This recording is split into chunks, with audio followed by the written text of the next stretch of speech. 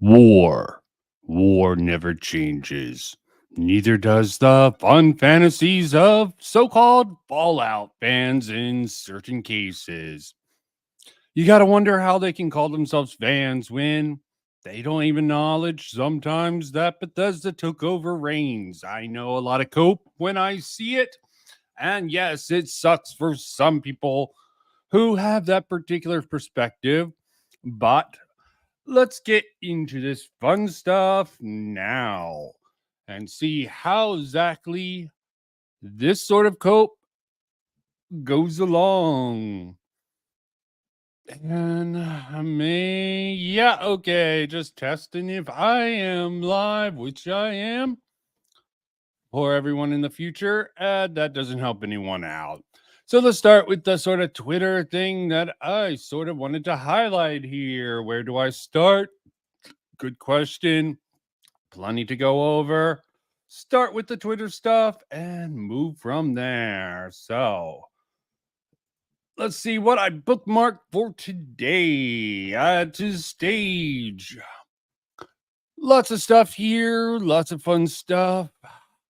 Some of it's saved. Oh, we got a meal here. The sort of what really got into this a little bit older. So this means New Vegas happened despite the NCR, a vital faction of the game, having to collapse years earlier. Gotcha. What are they responding to in this particular instance? This Enclave Emily. Yeah. Thank you for holding down the fort. So, New Vegas canon or not? Of course it is. We would never suggest of otherwise. So, going into this, plenty of fun stuff here. Okay, I heard an argument way too many times. I have to ask, are these people actually historically or linguistic?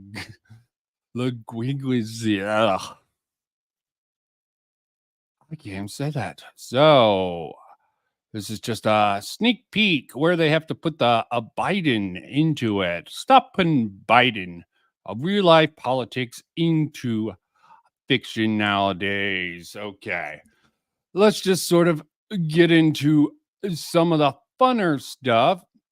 So it's not the greatest argument. I don't get, I just don't like to get my information from what's basically a cult, which is the residents of Vault 4. That's like trusting the children of the atom to educate their followers properly. Probably not correct. And you got this Emil quote that caused a firestorm because, whoops, I wanted to share what I thought was a cool Fallout tidbit without realizing how divisive it might be. I halfway think he's being a troll. I should have. I get dumber when I get excited, and I get excited a lot. Zip. Not every bit of Fallout info I share is is automatically canon. Well, it is a canon that blows a hole in people's mind of a certain perspective. Nate is not a war criminal. When you're world and character building, you have a lot of headcanon. You're always sorting ideas. Early on, we talked about that being Nate in that video. He had been through hell as a soldier. Every day was an unknown horror. This was one of them. So internally, it was a cool nod to OG Fallout in a way to fictitiously frame the character. Yes, I have. This is the Fallout of the Fallout series. I thought it was pretty good, but shit. Juicehead, my Nate's still a war criminal, and he's gonna come up in this Enclave. Emily, got it out. I think it's fairly good. I'm a little bit harsh towards the end of the series, but I understand how. Yeah, I'm a little bit overly critical, not as critical as the people I'm going to be covering. So we are going with this Cretosis Cope, the guy who has me blocked now. Wonder why. But Enclave Emily, oh, and I do not. Oh, is this not it? Okay. Guess we're just gonna drop this out and pop it back on to something else. So, why you being gay? Oh, in a way, lame way. So, let's get started with this fun stuff. Share stream. Not even sure if I should start with this particular video here. I think I'll pass. Sort of fucked myself up there, but let's start with what I really found really funny. Okay, thoughts on Fallout show lore. Enclave Emily. I'm gonna have to wait a bit for the kurtosis. Okay, probably shouldn't, but I wanted to check something. I thought I might have heard something that made me question if this was a joke or not. And who knows how that'll go. So this is how I'm going to go. Just roughly, Beat I'm her not up. going to elaborate much on every point, but it's to give you guys an idea of what this actually is. I am honestly in awe. I actually am, because while I understand how some people might like Fallout 4, Wow. even still to this That day, while is I understand how impressive some there. people might just say, "Oh, it's just a show," I found Think it I barely entertaining. broke I really 200. don't get it. You see, by this point, you've probably heard about people saying that the Fallout show retcons New Vegas, and it doesn't just retcon New Vegas. It retcons Fallout 1, 2, and New Vegas, and in some ways, you could argue 3 as well. You see, the bad plot and retcon of the show isn't just a retcon. Yes, remember that word, that keyword, retcon, retcon, retcon. What does it retcon? It retcons. Because Emil and whoever else was involved is a shit writer, and they're shit writers. You see, one impression I Again, she gives the impression that Emil was involved with the writing of the show. False. Fake news, as Trump would say, and I think she's a fan despite not being a U.S. citizen. Who knows where she's from? Portugal, someplace like I that. got throughout this show watching these 8 episodes, pirated, of course, because I refuse to give Amazon money, is that a lot of the retcons and contradictions to the game It's a pirate's life for her. deliberate. You might have heard the rumor that the NCR are just raider gangs now. It's just a raider gang. Yeah, they're deliberate. She doesn't know any of the facts. The facts don't matter. It's all about feelings over facts. Bethesda Fallout. Go to the Fallout wiki right now, get a list No. of things that the NCR wasn't, and that's what the NCR has turned into. Okay. That's what it is. One of the main Is there plot any drivers, more dumb if you can stuff call it said that, in of here? this show is Because she has a newer video that is much more worthy to actually look over. Vegas was fun. Yep. That I argue with my one friend over which is better, 3 or Vegas. I say New Vegas. He says 3. I still don't want to hate on it completely. Fallout 3. They both do different things differently, and quality might vary. It's subjective. But that's besides the point. I like to go by a certain standard when I play particular games, and yeah, I like to actually, have the facts and not just go off of my, what is it called? My elephant, as some people would call it. So we will have the playlist.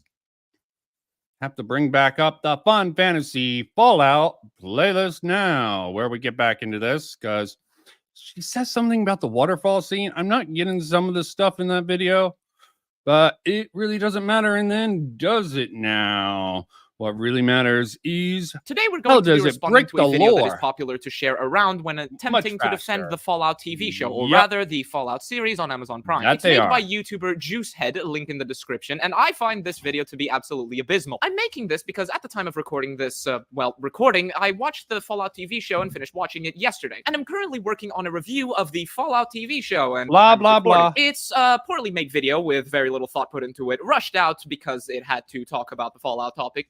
Yep, poorly thing. And I've decided to respond She to it, admits. not because I find it that atrocious, but because I have legitimately struggled to have conversations, open conversations with people about the Fallout TV show, because whenever people don't want to actually justify themselves or interact, but also want to pretend that they're right, this is the video that is shared every single Nope, I didn't share the video. I tried to interact. She's not going to have it. Okay, obviously she doesn't want to have a discussion here. Let's see if her or any of her fans pops up, wants to interact and discuss this with someone willing to interact with her. time just to try to shut me up and get me to admit that I'm wrong, even though, I'm not. So without further ado, let's start reacting to this video titled, Did the Fallout TV show just ruin the Fallout lore? For the sake of copyright and fair use concerns, I will be blocking out some parts of the screen. I'll be editing it slightly, and I will also be skipping some parts where he effectively repeats himself for the sake of brevity, of course. So if so much fluff, so much yakety yak, don't talk back. Description to show that I did in fact not misrepresent him. If you still feel that I did, please leave a comment in the comments below. Now, I wouldn't be a real Fallout fan if I didn't try to equal the current state of Fallout writing. So without further Oh yes, compensate. A real Fallout fan. Yet she well, I'm pretty sure she didn't play Fallout 3 until recently. Let's continue and who the hell watch this knows? video. This new timeline from the show ends by listing the fall of Shady Sands in 2277, and that's followed by a drawn picture of a nuke blast. As a result of this, many fans are interpreting this to mean that Shady Sands was nuked in 2277, which does not comply with existing lore, suggesting that a retcon must have occurred. Shady Sands is mentioned several times in Fallout New Vegas as an active NCR base. Fallout New Vegas takes place in 2281, 4 years after the seeming destruction, and in turn, many fans are taking this to mean that the Fallout TV show is retconning the game of Fallout New Vegas. That's because it is, just not in the way that you describe. You see, one of it is. How? Here's a good little comment here. Trusting a cult full of bitter mutants to have an accurate understanding of history seems like a mistake to me. Also, correct me if I'm wrong, but aren't psychers, pretty much the Fallout lore's equivalent to psychics, considered to be mutants according to Fallout lore? Very good point here, since there's a lot of mind reading in this particular video and a lot of bad faith interpretations. A bad faith reading of both the show and this particular video here. The tactics that a lot of people like to employ is by using lowest common denominator examples. You see, while some people did effectively assume that Shady Sands was nuked in 2277, I initially actually assumed this before, actually looking at the image for more than 2 seconds. The problem isn't that Shady Sands got nuked in 2277. The problem is that Shady Sands fell in 2277, and it's never clarified how it fell. Presenting the problem like this is somewhat disingenuous because it makes people believe that the issue is that people can't read chronological timelines. And while there are some people who can't read chronological timelines, I can assure you all of them either work for Bethesda. Yeah, all of them work for Bethesda, are worth having their opinions. He also says that there are two main problems with the retconning of the Fallout lore. And so far, he has just presented one. So please, by all means, do tell me, what is the second Fallout lore retcon that you're talking about?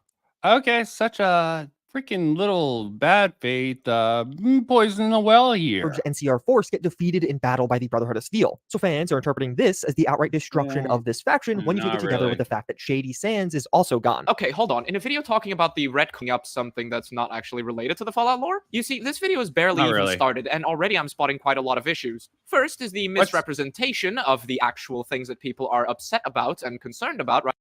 Upset and concerned about, that is subjective. And who are you talking to? Who's Juicehead talking to?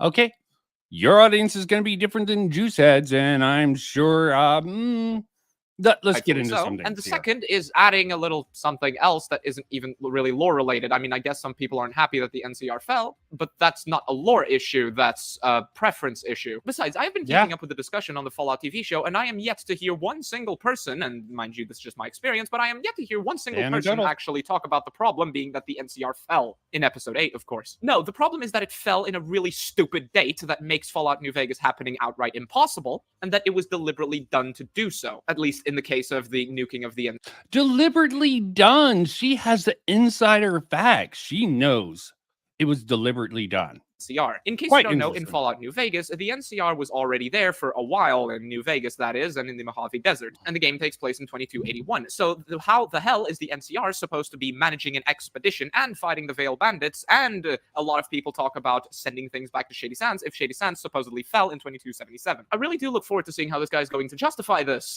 I'm pretty sure it's going to be a very convincing argument, and he's totally not going to spend the next minute or so rambling pointlessly and repeating himself, is he? Yes, he is. I had to. Just like you did. Such hypocritical action. 6 distinct events. But the controversy arises as some fans are combining the final 2 events into one, implying that Shady Sands was nuked in 2277, that the fall of Shady Sands is referencing the nuke that fell on the town. But does that actually make sense? To me, I think this reads pretty clearly where each box on this timeline is a milestone being reached, or really a new chapter for this town. And the Achievement unlocked. Milestone. Brain fart. Get it. final arrow isn't just explaining the fall of Shady Sands, but instead pointing to the next thing, the finale of Shady Sands when it is nuked. And that is to say that in 2277, Shady Sands wasn't nuked, but instead it began to fall, hence the listing here. Oftentimes when discussing the fall of great empires, it's a process. Rome fell on a specific day, but the fall of Rome is a chronicle that occurred over years, and I believe the showrunners are intending for this to be interpreted in the exact same way. Oh, Jesus, Mary and Joseph, where do I even start? You might have wondered why I let the clip play for so long. Well, that's to show you how this guy effectively just pretends to actually know what he's talking about. Let's start off with the obvious. Shady Sands is not... No, he pretends to have a theory about fiction. Okay? He doesn't pretend to have a theory. He's given his thoughts in a video. How is that any different than you? A town, it's a city, and it's the capital of the new California Republic. Oh, Reddit check. It's a town, not a city.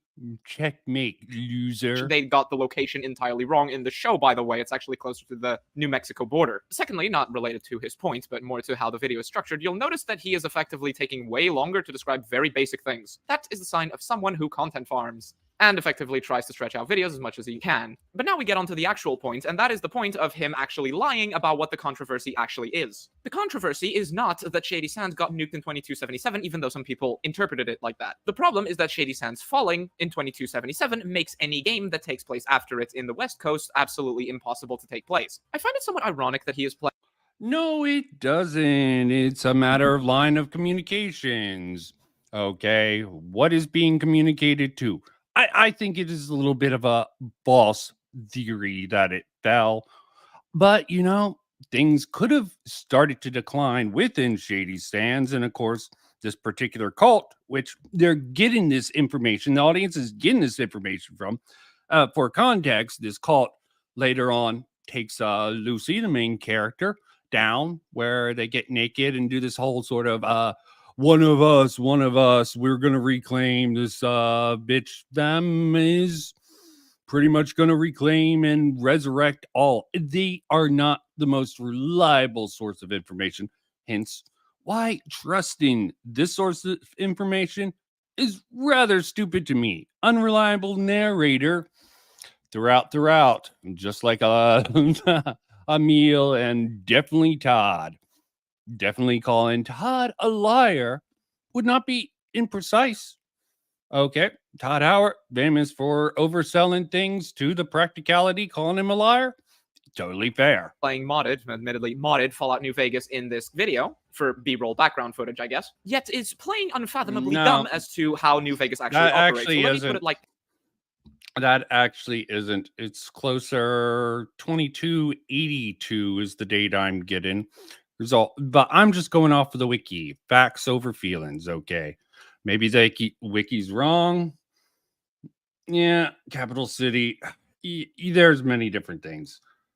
So she's been talking. I missed a it began to fall because when we look at empires throughout history, we start to talk about the beginning of the fall. No, we don't. When we talk about the fall of Constantinople, who are we? Are you a historian? Why is she getting into these technicalities when he's just doing theory work?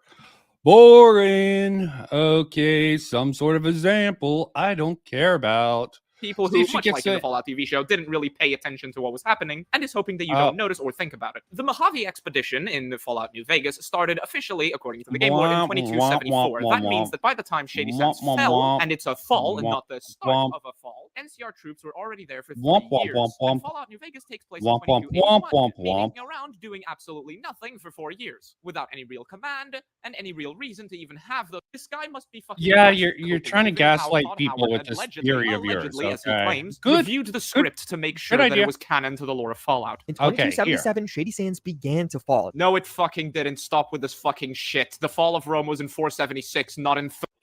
This is his theory, guys. Okay. Sorry, Enclave Emily is officially a female, at least currently. 392 or any shit like that. This is a really fucking stupid argument, and I'm sick of I hearing liked it. people A use it. lot And of if you people still like use it. despite already Okay, hearing my some people retort are to it, ultra well, then you, autistic my dear about friend, are the simply lore, like this. Okay, Redditor level energy and calling people liars when they just theorize on information that are incomplete. Because yeah, there's a lot of incomplete. Oh, there's a Netflix one. It's on Amazon, from what I know, and it's fairly decent. It's quite wacky. Okay, get over the wackiness. It's acquired taste, and a lot of people have the acquired taste for it. I like a lot of people say the pacing's too slow early on, and I personally think it gets worse later on with all the crazy wackiness that sort of suspends my disbelief. But it does work, just like Todd Howard says. It just works. It doesn't work for me all the time. Like 76, can't get back into beginning that to fall thing in the timeline, even if because that's just it absolute has, coke. even if it has been approved significantly, still just can't get back into it. Maybe I'll eventually, but so much time, so little time, so many games. Shouldn't be the fucking capital when it's talked about in Fallout New Vegas. As in, it shouldn't be the capital of the NCR that everybody refers to as the capital of the NCR in Fallout New Vegas. But let's just say that he's right and Shady Sands began to fall in 2277, and that the capital of Shady Sands didn't actually get nuked because the capital is actually a different city now. Then let me ask you this. If Shady Sands began to fall in 2277... She's doing a whole bunch of theory work here, okay. Based off of his theory, which is a lot of technicalities. Okay, I don't really care for a lot of this shit here. Ba ba ba ba ba ba ba. She's just arguing against shadows. Okay, here. City with a couple of problems. It might not be entirely clear that these problems will eventually lead to the city's destruction, but then very likely shortly after the events of Fallout New Vegas, as Shady Sands continues to decline, the NCR decides to move to a new capital, perhaps a more secure region, and then at some point after the capital was moved, Shady Sands ends up getting nuked. If the city really is falling to the point where just after the events of Fallout New Vegas, the capital goes kaput and people decide to switch it, then the NCR wouldn't be throwing troops all over the fucking wasteland and its gigantic border. Nor would anyone affiliated with the NCR in Fallout New Vegas talk about Shady Sands the way they do. If the NCR moved capitals before the events of Fallout New Vegas, then the lore is broken. Okay, examples, please. Don't just assert all this crap with absolutely no evidence. I'll try to follow it up. Yeah, and being from the general area of DC, the annoyingness of the Metro line is very true to life. Okay, they are just as frustrating in New Vegas, then the lore is broken, and they're just as frustrating in real life as they are in the game.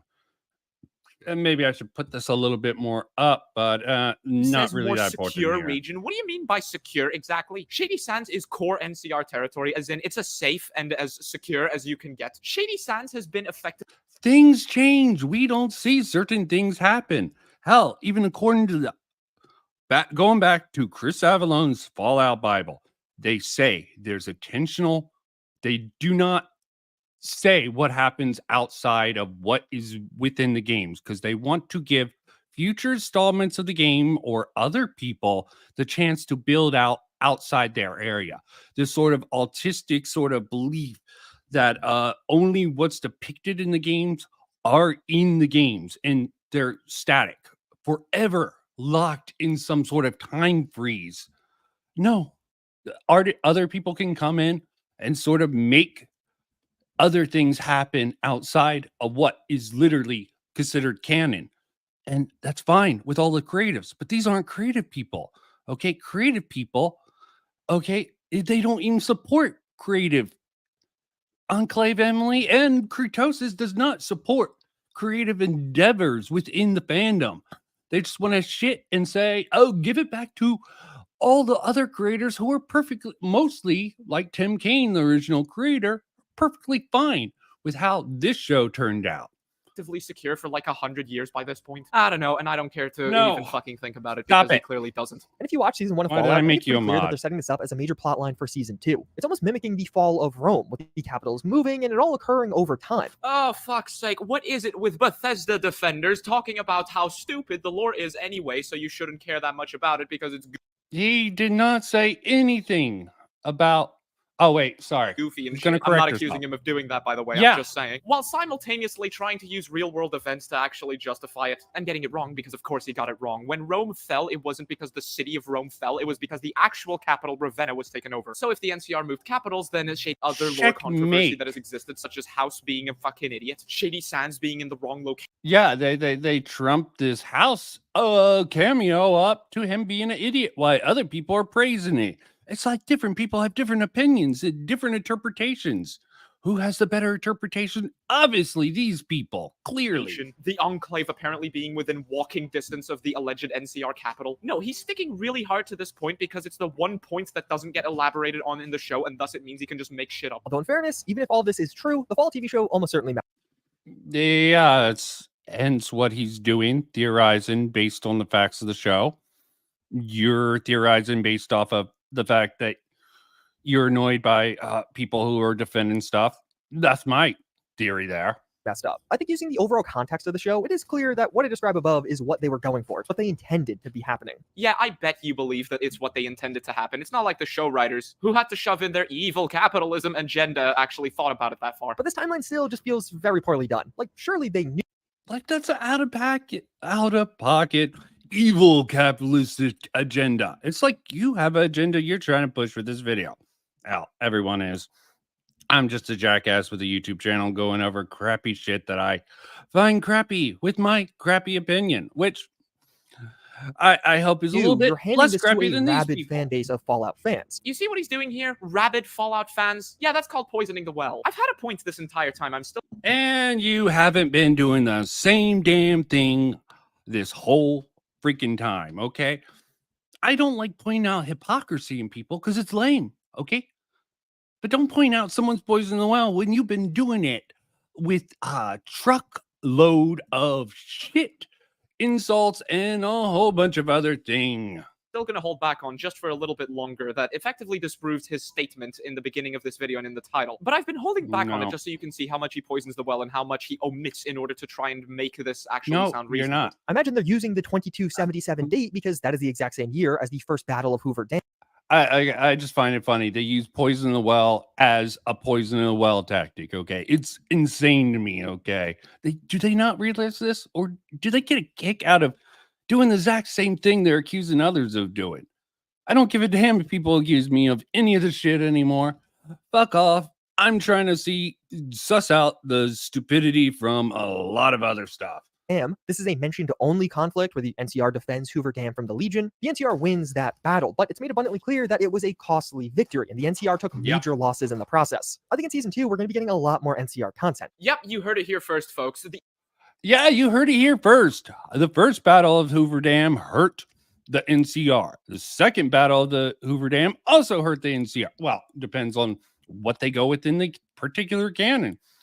Completely understandable. And Van Buren even sort of predicted the fall of the NCR when the lore. Oh, well, I guess it was just a hypothetical Fallout 3 Van Buren, where the original creators thought that, yeah, the NCR would sort of go into a decline because they're stretching themselves out.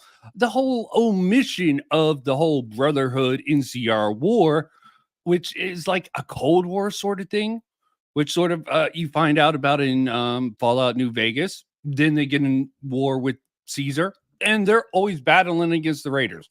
None of that actually is being considered. They only use the lore, points of the lore, when it helps their particular argument. The NCR winning actually causes them to fall. The NCR wins a big important battle with a big scary enemy. And what does that lead to? The NCR falling because they took a lot of casualties in an expedition that was already undermanned. Yeah, just stringing this out, undermining the sort of theory that this guy, Juicehead, has.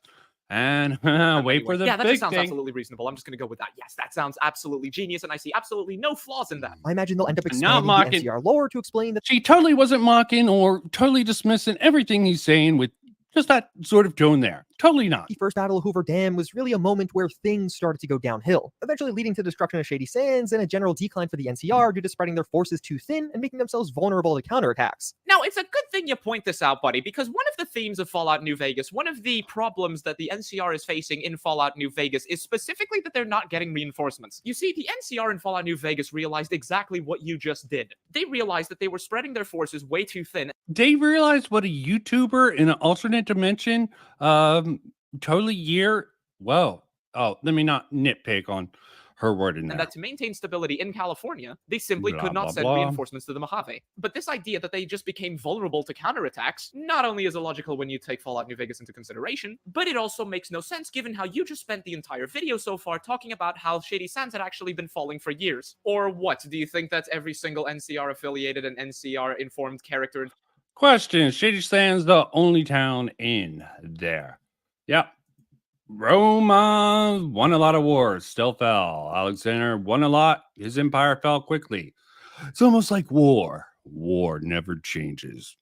A very good point. Fallout New Vegas just wouldn't mention the fact that Shady Sands was now suffering counterattacks from some random enemy somewhere. You know, I'm actually struggling to believe that people sent me this fucking video in order to disprove my notion that the Fallout show tried to retcon New Vegas.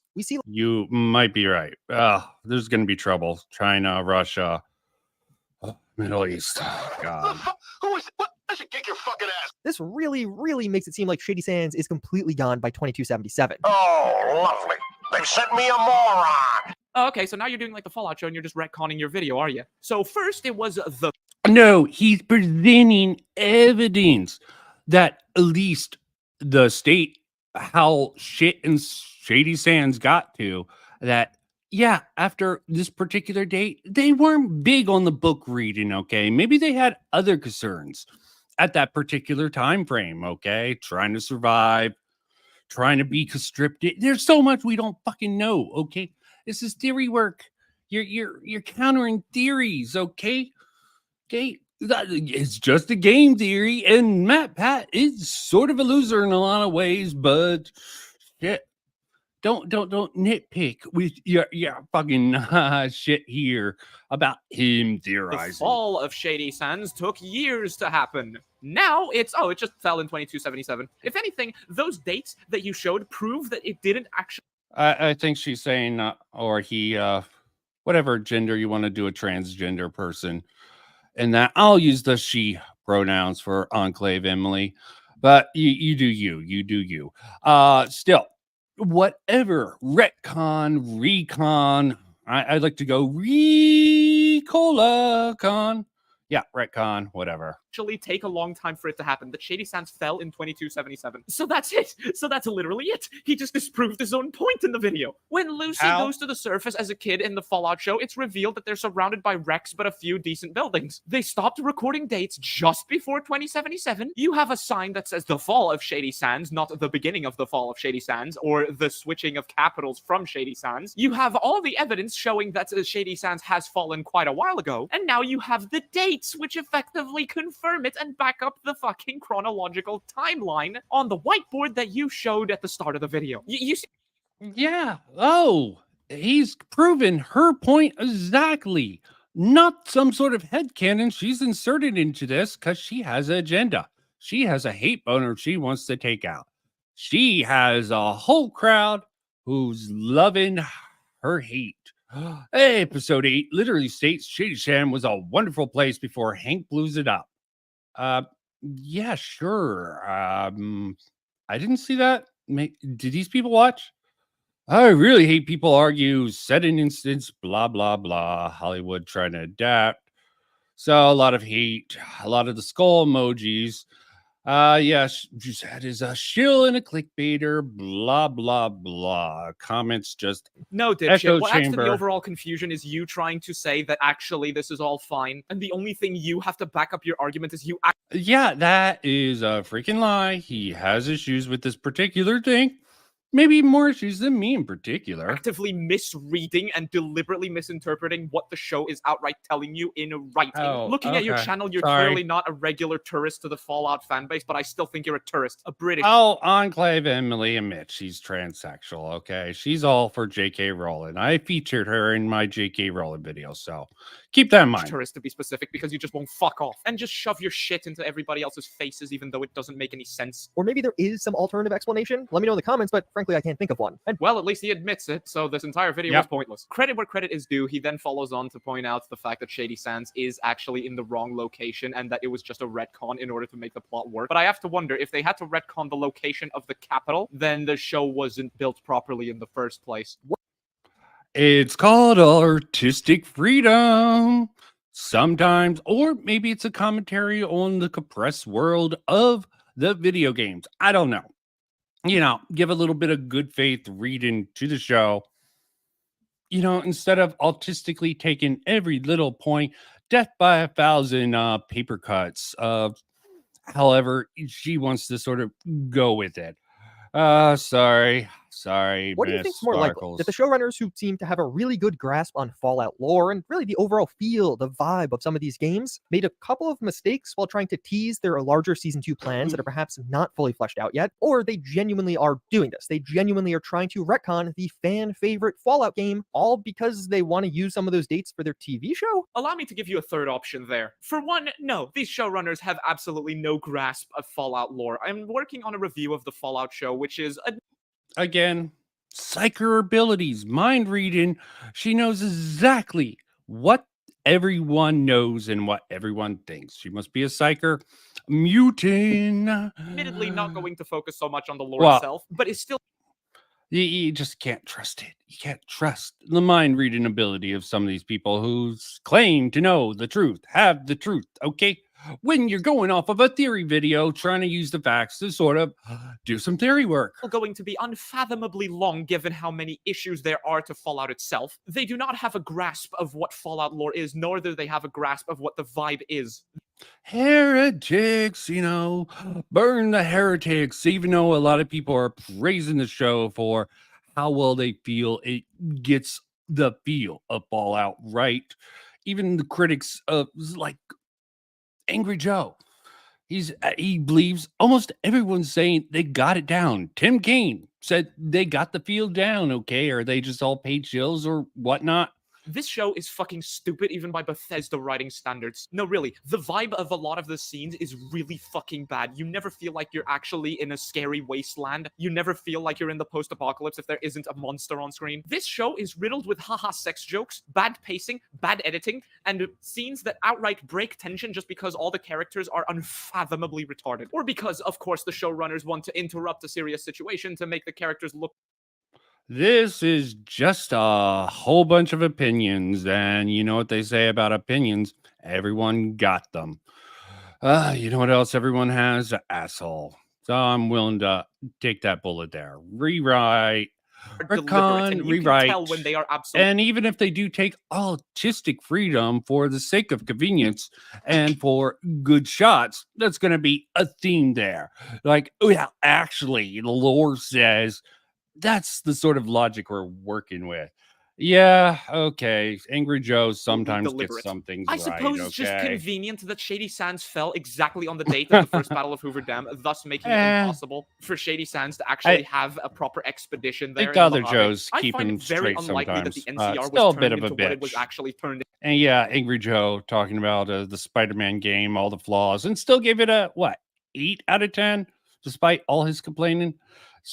Angry Joe's a really complex In person. the show, I'm not going to talk about that here. Which, let me just say, is the exact opposite thing that they fought for. I find it very fucking strange that the specific decisions that let Bethesda rewrite New Vegas and everything New Vegas built were taken specifically to make the events of Fallout New Vegas impossible. The show also contradicts previous Fallout. And Bethesda didn't have a hand in writing at all here, okay? You just want to skip over that. Fallout games that are not Or New Vegas, leave it such towards as the Fallout 1 and 2 in some ways, but I'm not going to talk about that here. But I find Yeah. it really fucking Of course you're not going to talk about it right here. You can't actually come on and talk about it because you don't have it. You have to spin your narrative. This is my impression, okay? If you had the facts, let the facts out. instead of some sort of headcanon here. Interesting that every And, single oh, time that God. it's specifically sort of related draws to this something out. that New Vegas built and expanded upon, it's exactly prevented from being possible because of the dates. They somehow managed to get every single date correct, but just conveniently got the exact date of the first Battle of Hoover Dam, the starting point of New Vegas, you could argue. Well, minus the whole Mojave expedition thing. And Yeah, it's like the resources spent on the first battle of Hoover Dam after sustained war with a weird sort of conflict, sort of a back and forth scrimmage between the Brotherhood of Steel. For I think 2240 is when the conflict started and kept on continuing till New Vegas didn't have it, along with another war against Caesar's Legion, sort of going off of it. Yeah. What to do? Yeah. Starfield is different, okay? used it I have my as- criticism of and used it to say that Starfield, the capital lots of of them in one of the fact, major but players it's not as in bad as Fallout New everyone's Vegas making it fell. out to This be. was deliberate, not for the show, Oh! but because Bethesda wants to make a Fallout 5 that doesn't have to take into account She knows this. Preach, sister, preach.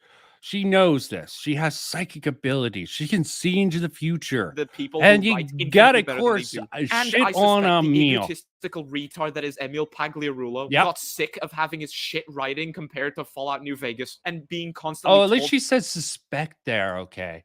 He's just so insecure, even though he sort of pretty much comes off as a boomer humor or a borderline troll on Twitter, if you look at it, triggering so many people so many times in so many ways. I'm finding it funny. I really don't know if he just doesn't realize or if he's seriously trolling some of these types of people. And like, fuck it. that he was worse at everything. But yeah, no, that's just a theory. But not an unfounded one, Yeah, given how Emil constant recently war. posted on Twitter Constant that the guy from the fights. opening cutscene in Yep. Fallout 1 committing a war. And what does this have to do with Juicehead's video? She's inserting everything but the kitchen sink to try to make her narrative stick, but she doesn't have the facts. She has to poison the well. I started this stream. This is Emil says this is his headcanon. She even Prime is actually retweeted the it and protagonist of she Fallout 4, acknowledged but it. didn't realize that it would make the protagonist of Fallout 4 Nate the bad guy. He desperately wants to associate himself with better content, and he always failed when he tried to outdo New Vegas. He failed in Fallout, he failed in Yeah. Starfield, so I suppose he just got sick of it. By the way, leave a skull emoji if you made it this far into the video, and join the Discord. did. If you do both, I'll give I'm you not early doing it. access to my Fallout show review when it comes out. The second major criticism is that Oh. the NCR is destroyed in the Fallout TV show. This is largely based off the fact that a group of Brotherhood of Steel members take out a group of NCR members, as well as the NCR's original capital, with Shady Sands, is now gone. Thankfully, the community is beginning to come around on this one, and almost everyone has realized that this theory is pretty much just unfounded. During the first episode of Fallout, a group of what appear to be raiders break into Vault 32 and then attack Vault 33. We see this group is led by Moldaver, and in the finale, it is revealed that this was actually an Moldaver. NCR remnants group. And in that very same finale, we see that Remnants group. Moldaver accomplishes her mission. She creates unlimited power for an entire city, but it very much so looks like that both she, as well as all of the other Yeah, that annoyed me. Okay, why did she do that? What was the purpose of that? That I found stupid. Like, why is she doing this?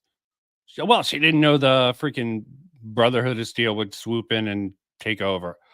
Sorry, that ending just hurt. NCR members at their base at the Griffith Observatory are beaten by the Brotherhood of Steel, who attack. I'm getting really fucking tired of this. I really fucking am. For one, this isn't even related to the lore, so why the hell is this point even in here? If this is the leader of the NCR remnants and they were just beaten, then yes, the NCR did get wiped out because the entire Republic fell, given how the fact that, there's just Because, maybe he's a fan of this type of show. Maybe he wants to talk about what he sees. It's a whole theory thing. He can't even say exactly, is Fallout lore broken or not? This is all theory work. Sorry, shouldn't watch theory videos, obviously. Not made for you. New Fallout isn't for you. How can you call yourself even a fan? A fan when you haven't liked anything since New Vegas? That just baffles me. Just opt out. Even the Star Wars fans, at least the honest ones, in my opinion, will praise something when it comes along, like Andor. Okay, that is someone a fan. You can be disappointed, highlight what you like. When you just going all 8 for well over a decade, I think you revoked your right for being a fan. You're just a hater at that case. Okay, just leave it. Okay. Just Not for remnants you. left. And lastly, and I didn't include it here because I am really sick of this and I just want this to end, he says that the NCR isn't gone because of the NCR refugees in Vault 4.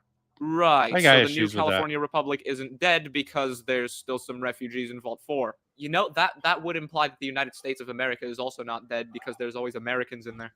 That would imply that even if the Brotherhood of Steel got wiped out, just using tons of examples, apply. There's plenty. We don't know. It's a NCR remnant force, okay, with a very who was willing to use raiders. Malvaver obviously is willing to use diversity of tactics.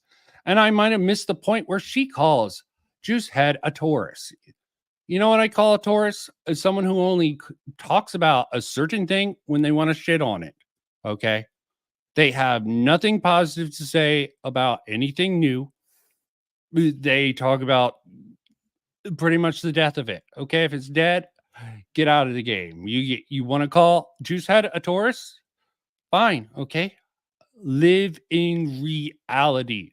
Someone who wants to actually Fallout discuss games? the Because community. yes, in just a few months, we're going to be getting one of Fallout's largest mods ever. If you're not just grifters sort of going on the sort of hate train of freaking Fallout, why not talk about this shit? The cool shit going on with the modding scene, because there is a lot of badass things The here. Fallout 3 Look. remake mod team is working to remake the Pit as well. And to be clear, this is a Look. remake of the entire Pit DLC from Fallout 3, hours of new content. And they've made some pretty notable progress already. We just got a 1 minute long teaser and it looks absolutely amazing. A gigantic for Fallout 4, New Vegas, and even Skyrim are going to be here showcasing their progress. There's going to be a major presentation around the Pit and even a 2-hour presentation from Fallout London. And some previous developers that worked at Bethesda will even be speaking here.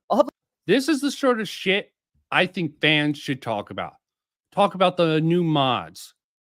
They're trying to do a mod in the Fallout 4 engine to remake Fallout 1 in the Fallout 4 engine. Okay. That sounds like something you people of the old school fandom should be appreciating, talking about, encouraging. Okay. But no, you don't. You don't, because you just grifting off of the hate train. Okay. Prove me wrong. Okay, you're not going to find it among any of these But what I really want to focus on today is how we're getting a new Fallout game. Fallout London is slated to release on April 24th, 2024, and this is shaping up to be a complete new game-sized experience for Fallout 4. One of the features that gets me most excited for this project. Hell, there's even New Vegas stuff, new mods. The modding. Well, there is a sucky thing about freaking Fallout London, the updates. The update Bethesda's doing to Fallout 4 for next gen systems or whatever is sort of putting a damper in their system. So that is very disappointing in particular. Also, about particular things, I found some interesting stuff here and there. The sort of boneyard stuff is quite interesting. We do not have any and I'm visuals at the to wrong evaluate point. famine and So disease. we're talking about the boneyard. From what we can see of the buildings Let me in the try boneyard to when we travel go there, with facts. certain sections are in much worse shape than buildings Let in me go Fallout with the 2. facts. No doubt Brad this is King simply here. due to reusing the same assets across all cities in the game. Okay. When looking at the Fallout overworld map, Okay. looking This is closely the at the area around the boneyard, which LA came to be called, we see an enormous crater just east and south. When I say in this crater the is sort enormous, of I mean online it. discourse. Just looking at the size of the crater and contrasting it with the size of the boneyard itself, it He's may using facts. Guinness Book of World the Chake Facts over identified an feelings, area folks. in So 1965 he's in talking modern-day about Kazakhstan. he's talking about the sort of nuclear fallout, crane craters here, beautiful stuff. Okay, I'm using this to highlight a different point. Okay, boneyard seems to be a particular matter that keeps getting brought up.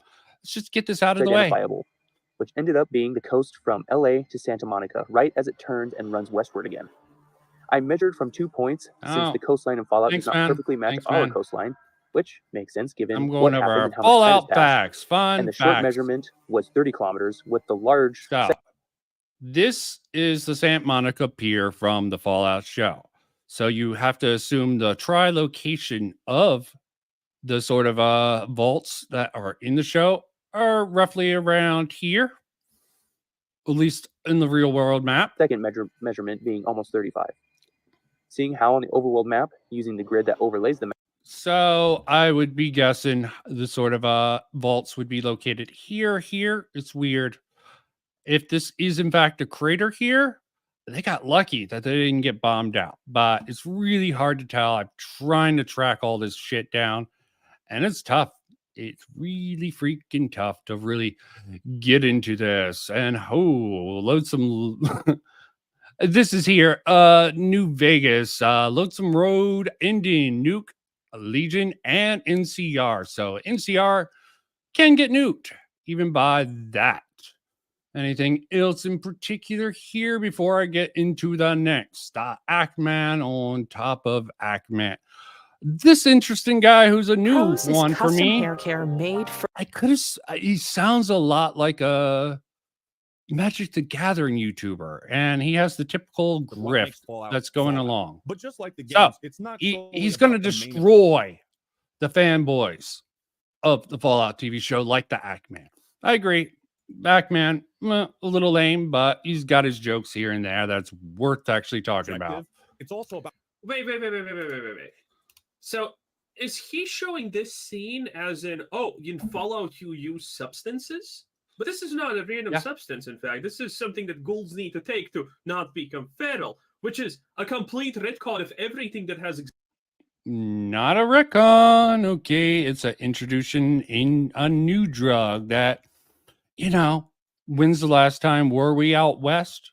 Yeah, this drug didn't exist.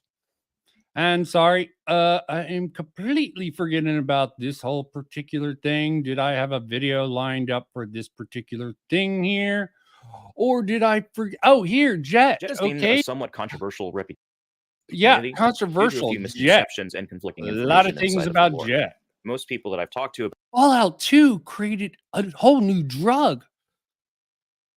A whole new drug, okay? As well as some pop culture references. That is so insulting to the lore of Fallout 2 was 1. developed by Black Isle Studio employees. Yep. His name is Myron. He's a boy genius that was credited with creating Jet. Oh, we can talk to Myron and get his full story of how Jet was created. Christ. Well, it just shat on the lore of Fallout 1. Okay, I'm going to drop that bit. But the point is, them having a new particular drug does not destroy the lore, okay? Is he showing this scene as in, in Fallout you use substances? But this is not a random substance, in fact. This is something that ghouls need to take to not become feral, which is... No, they don't need to. You saw the other ghoul survive like 20 years without really this drug, okay? Well, he's been going feral for about 20 years and gets shot. Supposedly, there's some component of this drug that can be found in ghouls, which is hinted at when he goes to the supplier of this particular drug, to potheads in a super duper mart who apparently created a sort of serum to help at least fight against the feral nature of the ghouls. But this guy is so fair. The haters. And this a complete recall of everything that has existed in the Fallout series since the beginning of time. Fallout. But just like the games, it's not solely about the main objective. So, just creating a new drug, Jet, totally a retcon of Fallout 1. That was the point I was trying to make. It was a stupid point, but it's also about the breadth of side content and side characters. There are tons of quirky, funny people that populate the wasteland. That I actually did like this guy. At first, I didn't like him, but the moment that he was like, I'm gonna end it, with a force multiplier stuck in his mouth. He likes the chicken fucker. Very informative. You do a great job of illustrating how people have adapted to this new... Okay, this is not true. This is absolutely false. The tons of quirky characters that you see make literally not a single lick of sense. Everyone pretty much of the people who are living outside of vaults is portrayed as being literal imbeciles. All of them are mentally damaged individuals who can't even figure out how much 2 + 2 is. Every person above ground is portrayed as a drooling moron. And the first town they go into doesn't make sense. Okay, sure. Let's go with that narrative. Disappointing that he's not here. Regardless, the show still has a fantastic opening sequence. The show also doesn't go out of its way to explain all of the tech and lore of the universe. So if you're not... Well, there's not much to explain in tech and lore. It's kind of very self-explanatory and understandable. No game explained its tech. The whole No game reason at why all. the Fallout universe is, by the way, it is because they never created the superconductor or whatever microchips or something. They didn't create. They didn't. They use create something vacuum. that makes computers. They use vacuum tube technology, sort of retrofuturism. Yeah, that's the reasoning. Who cares? Already familiar. Oh, who cares? Things might be confusing or unclear, but because the show is good, that'll make people curious in the lore, and they'll want to look things show's up. good. What are the other vaults like? Some of the fight choreography. No, not really. The show makes an extremely. The show makes me not even question vaults, because the Vault 33 that we start in. She looked at me. Oh, okay. Yeah, totally full of life. And look at that nose. Is that the... No, I don't think it is. Normal place, seemingly, which more is off-putting to fans, because why the hell is this a normal vault? Please explain. And it doesn't really get explained until the last episode. Off-putting to fans. Can look a little soft. Fans. Sometimes characters are put in really dangerous situations and they just kind of bullshit their way through it. But the biggest complaint I've been seeing is about the only situation where they kind of BS their way out of it is in the Super Duper Mart, where Lucy just, luckily kicks the Roomba and it cuts her open, and she can escape. That's the only thing. I can't actually imagine any other situation. retconning. The history and lore of Fallout is really fucking cool. The series has been around since '97, so oh god, this is stupidity on top of stupidity with Hackman. I don't know why this was a good idea. I'm no expert on the lore of Fallout, and typically now, admittedly, while it doesn't, I again have to say this, I don't care. If the show obviously mishandles the lore a lot, it retcons very, very core basic things about the. Yeah, but people are pointing out already that people are inventing these retcons. The drug is not a retcon. It's a new sort of addition to the Fallout. It's a new sort of drug introduced, sort of like Jet was in Fallout 2. Again, probably the most relevant thing is sort of the compressed thing. How did Lucy get to Shady Sands so quickly? Yeah, artistic freedom. Kurtosis is going to have a really autistic point that I'll be going over in a bit. But let's see how much more of this. But why should I care about this if the games are constantly retconning the lore anyway? I They're don't not feel like caring okay. about it. There are some retcons here and there. Okay, since Fallout 3, you're not going to deny it. There's going to be problems like the Jet ended up in. It wasn't in 76, but a lot of things like. A lot of thought and process wasn't in it either. It's pretty easy for me to suspend my disbelief. Here we what go. I'm watching or playing is amazing, entertaining, and immersive enough. But since the show has been confirmed as canon, this is a new direction for the Fallout series. It could have a huge impact. I'm going to have to take a look at that map sometime. Oh yeah, I have speculation on this. The Fallout games have been stuck in time for forever. There is absolutely no pushing forward with the rebuilding of civilization or anything. In every game, we just essentially do some random stuff in the wasteland, maybe save our dad or something. No, it's trying to build and getting torn back up. It's the cycle of violence, okay, trying to rebuild. Some group comes in and sort of fucks that all up, okay? Where they're all crabs in a bucket. Hell, they should go with the Enclave ban and create a ship to go to another planet. Some other family member, and that's pretty much it. And destroy some kind of, opposing faction that we don't like. But the story doesn't get pushed forward at all. And I think the Fallout TV show is intended to be used to push the narrative forward. That the world is going to start to be rebuilt and whatnot. Okay. People don't want Bethesda to fuck that up. Now, this is my perspective as a Halo fan. If retcons and lore consistency are the biggest complaints people have, that's a good problem to have. The producers of the Halo show created an entirely new timeline just to fuck it up and intentionally ignore the lore of Halo. That's how far they wanted to go in the not Halo direction. So often we see adaptions that look and feel nothing like the source material. This was the first Avatar. All that to just slowly levitate a stone. What I'm trying to say... Oh, he didn't show the full clip. The funny part, jumpsuits, you got everything. So, there is no way it doesn't feel at least somewhat like Fallout. Identity and tone. Okay, at least this guy isn't a complete brainlet. Nope. This is arguably one of the worst episodes ever. The last 3 episodes of the show went so hard with the goofy, stupid humor. It was extremely off-putting. Very off-putting, and especially. I might actually have to agree. A little off-putting. You can compensate it in your particular mind. It just sort of issues. Okay, there is compensation for it. 7.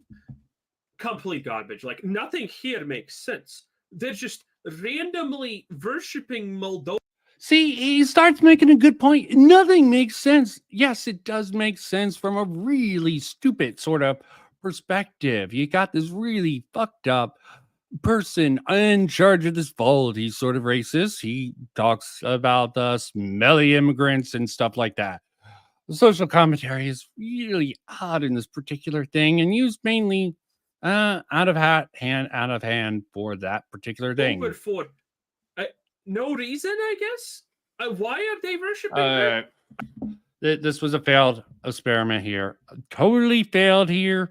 Thought I would look, since it's both the Ackman and this guy who's definitely seems to be grifting off of this particular thing, pumping out like 20 million videos. Oh yeah, I mean, look at. Okay, let me just put this out. Okay, there is a certain thing here. Oh, Fallout, Overwatch, just spamming. No thought put into it. Just going with what's easy. Just pump it out. Pump it out. Very easily. No thought, no construction. Just do. Just going with what's hot, what's not. All this fun stuff. Definitely as fan went with the sort of narrative, at least I assume from the thumbnail. There's enough people. Their body problem broke the woke that failed to woke. What does that? Okay. I don't even know why I put this clickbaiter in. It's just sort of funny to sort of see the people. Demion also has something the fans have rejected. The Fallout show, which is totally untrue in a lot of particular ways. But that's besides the point there, and that might have not been too up there. So let me drop this so I can put back on the stupid Twitter so I can go over a few little things that I wanted to highlight a little bit more. Let's hope it's going to be particularly clear at the stage. And, oh, not wrong one. Remove. Oh, stop with that. You're giving me issues, man. Okay. And technical difficulties, people. Back to my bookmarks, because I'm bookmark. This is what I use this particular Twitter for. Bookmarking. So I don't have to make little edits here and there. So here we got. So some fun stuff. I think this is the beginning. Yeah, simply Shady Sands was too south, and after the failure of Hoover Dam in 2277 by the NCR, they moved their command, HR, and capital from SoCal to Central California or Northern California. This is theory. I like this theory to better secure their supply lines on the West Coast. That would make sense. Okay, and takes place in 2297. Max is about 10. They show him in the fridge. Surviving a nuclear blast with a fridge. Standard trope. And the sort of somewhat synthetic man, I think, brought up the horrible Fallout 4 ghoul in the shot. If he's 20 now, then Shady Sands was nuked in 2286 after New Vegas. Okay, thank you. Yeah, he went over this particular thing, which, okay, Fallout. Oh, freaking how. This bookmarking thing is annoying. Yeah, I'm going to save the kurtosis stuff. Actually, maybe I should get into it. Disclaimer, rough draft. This is from the Fallout Bible. So this is really talking. Ideally, the information containing these updates revised based on your comments, possible gathering, mistakes, inconsistencies in the Fallout Bible, which people use to sort of construct the lore of the earlier games. is even the person who collected that. Mistakes and inconsistencies are bound to crop up. When they do, we'll do our best to correct them. Bad writers, Chris Avalon, and all the previous members of that. Gotten emails on the Bible, respond to each one, blah, blah, blah. But it's sort of funny, them talking about lore when this was made post-talk afterwards for, I think Van Buren is why this was being put up. Answer: Vault experiments were created by Tim Kaine. I don't really know the reasons behind them, but I can offer speculation. First is thematically, there's no deeper meaning to that. It's pretty creepy, and all we know, the developer putting tons of crazy shit to try to mess with players' head. It's possible Tim, he's just theorizing. The person who did the Fallout Bible is just theorizing. So horrible. Secondly, as proven time and time again, Fallout 2, the Enclave isn't a particular, I don't know, thematically, they embrace a paranoid view of the world. Third, federal government or whatever branch federal was responsible for, not necessarily the Enclave, may have not even considered the vaults as society's best chance for society. So different people have different opinions. The government might have considered themselves the best candidates for rebranding the world. Fourth, a lot of people died because the vaults did not work. Some suffered fates worse. Okay, and here's the timeline according to Wiki. So we have this particular fact. So there's a lot of people thinking the first battle of the Hoover Dam, where they sort of fought against Caesar's Legion after being at a constant scrimmage with the Brotherhood of Steel since 2244, probably created some instability in the empire of the NCR. In particular, forces into Boulder City, blow up town, legions root it, blah, blah, blah. Rex is lost. Good to know. Okay. 2282 in the second battle. Supposedly this is 2281, but so this isn't perfect. In the second battle of Hoover Dam, the courier had cheated death. Cemetery outside Goodsprings, cheated death once again. Mohami forever is changed. We have Arthur Maxim, named Eastern Brother of Steel, victorious. Fredwin, which shows up in the show, even though it's labeled something different. That is confirmed in a particular video. First act, anti-Ghoul decree of 2282 of Diamond City. Significant time frame. General, no, here. Shady Sands, the first capital of New California Republic, is destroyed in the atomic blast. The sort of citations for the show. Launched by Hank. Oh, spoilers, guys. No more spoilers, but that is the wiki's sort of date there. Okay, particular thing. Here's Enclave. Why would you ask me if a non-Fallout game is my favorite Fallout game? I'm confused. You seem to be confused about a lot. Okay. This was quite an interesting thing from Indigo Gaming that I wanted to sort of point out. Fallout was one of their biggest successors.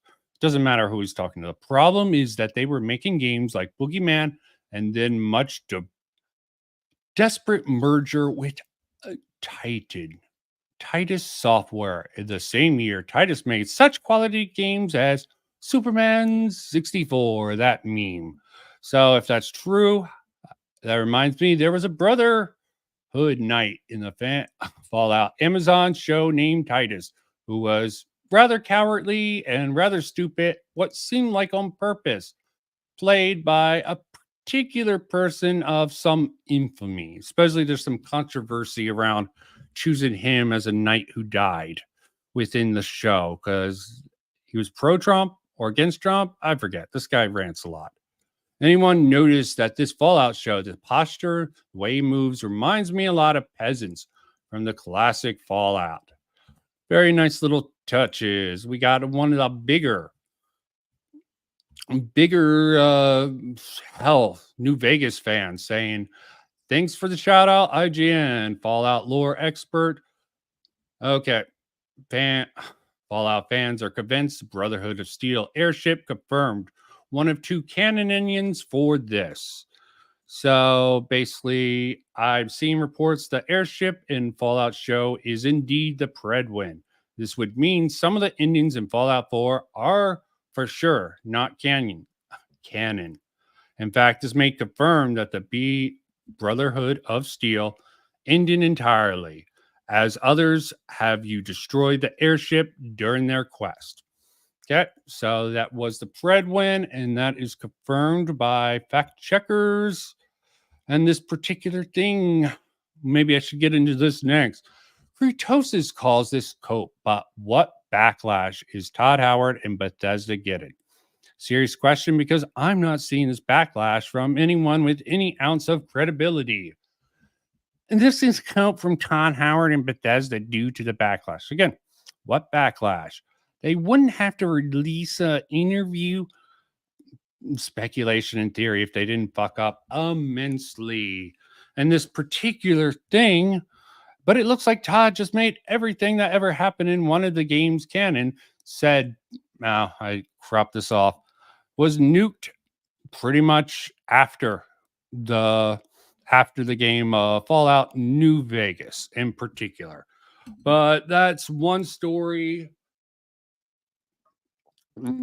Everyone's trying to convince everyone else that Todd Howard hates Fallout for some particular reason. Don't know why they're trying to do that. It suits their narrative real well, and it's not established.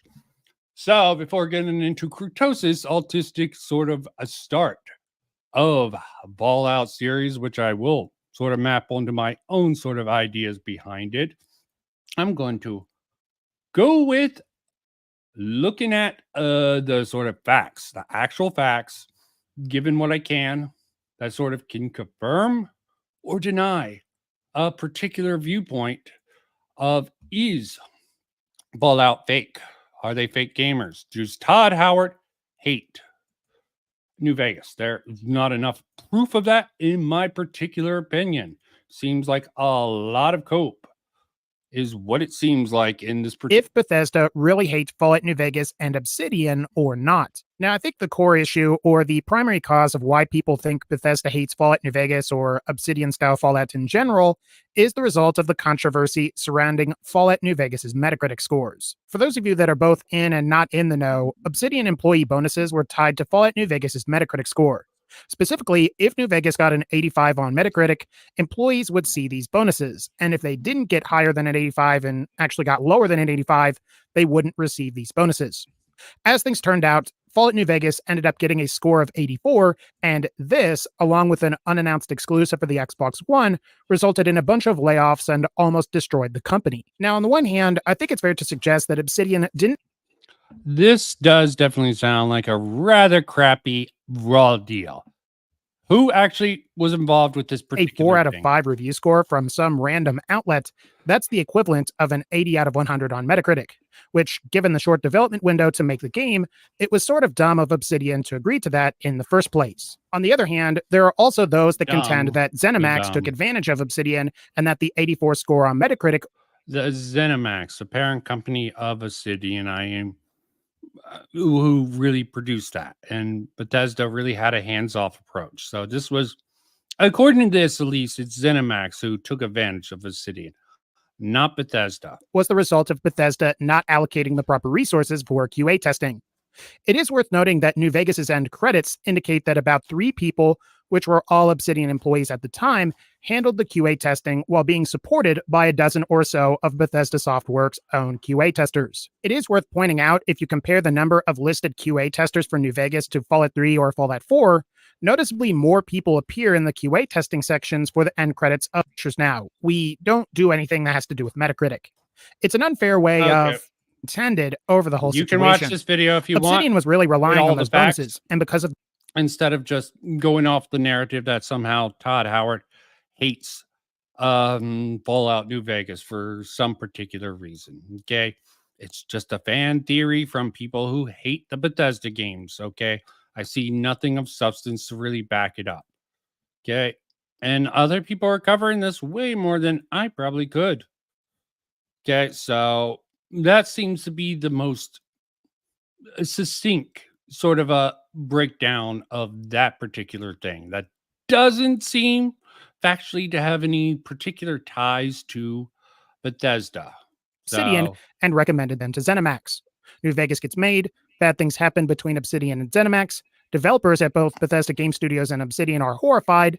Things suddenly get real awkward, and thus, we're in the situation that we're in now, where a fair number of fans think that Bethesda as a whole hates Obsidian. More fuel is added to the fire given Fallout New Vegas' reputation, as it's considered to be the best modern Fallout game by the hardcore fanbase. And on some level, dare I say that I agree with Kotaku's assessment that it must be at least a little weird for someone at ZeniMax to see the fanbase so ravenously excited at the mere hints and rumors of Obsidian making a new Fallout. Especially when you get Eric Fenstermaker back in 2016 indicating interest in making a new Fallout and it getting an impressive amount of news coverage. Ultimately, if you ask me, I definitely do think there's probably at least a little tension between Obsidian and ZeniMax over the whole Metacritic score debacle. And it may explain New Vegas this is mostly this. And decided to incorporate. We have Matty Plays. That concludes my Not argument. a very reliable narrator, in my opinion, but he does bring up some particular facts, so discount some of his more opinionated things. 420 is a great time to jump into this particular matter here. Right after this break from T-Mobile. T-Mobile, not a sponsor of this channel. The hating 420, New Vegas, baby. drama Coming up is soon. nothing more than a myth, a fabrication based on people with parasocial relationships with game developers making assumptions on products they have played, but people they have never met before. For starters, I think the Fallout TV show was very clearly written by.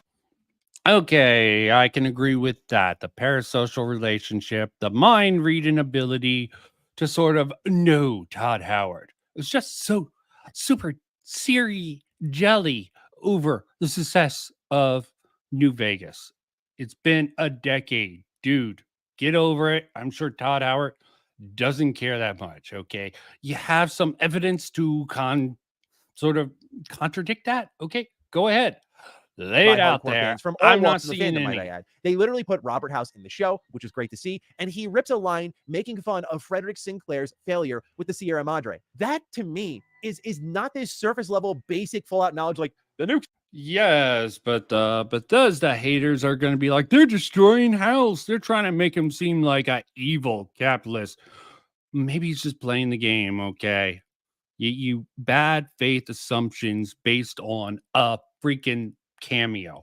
Something that actual diehard, probably too much to his fault. Particular perspective here with Fallout here. Fell. That's a deep cut. Someone who loves New Vegas wrote that character, wrote that line, wrote that interaction. Having Frederick Sinclair in that scene at all suggests that whoever was overseeing that scene, whoever was overseeing this show, helping write it, does love New Vegas because. Yeah, and the brain in Vault, spoilers for anyone who hasn't watched the show, the brain overseeing Vault 31, obviously really stupid decision by who did it.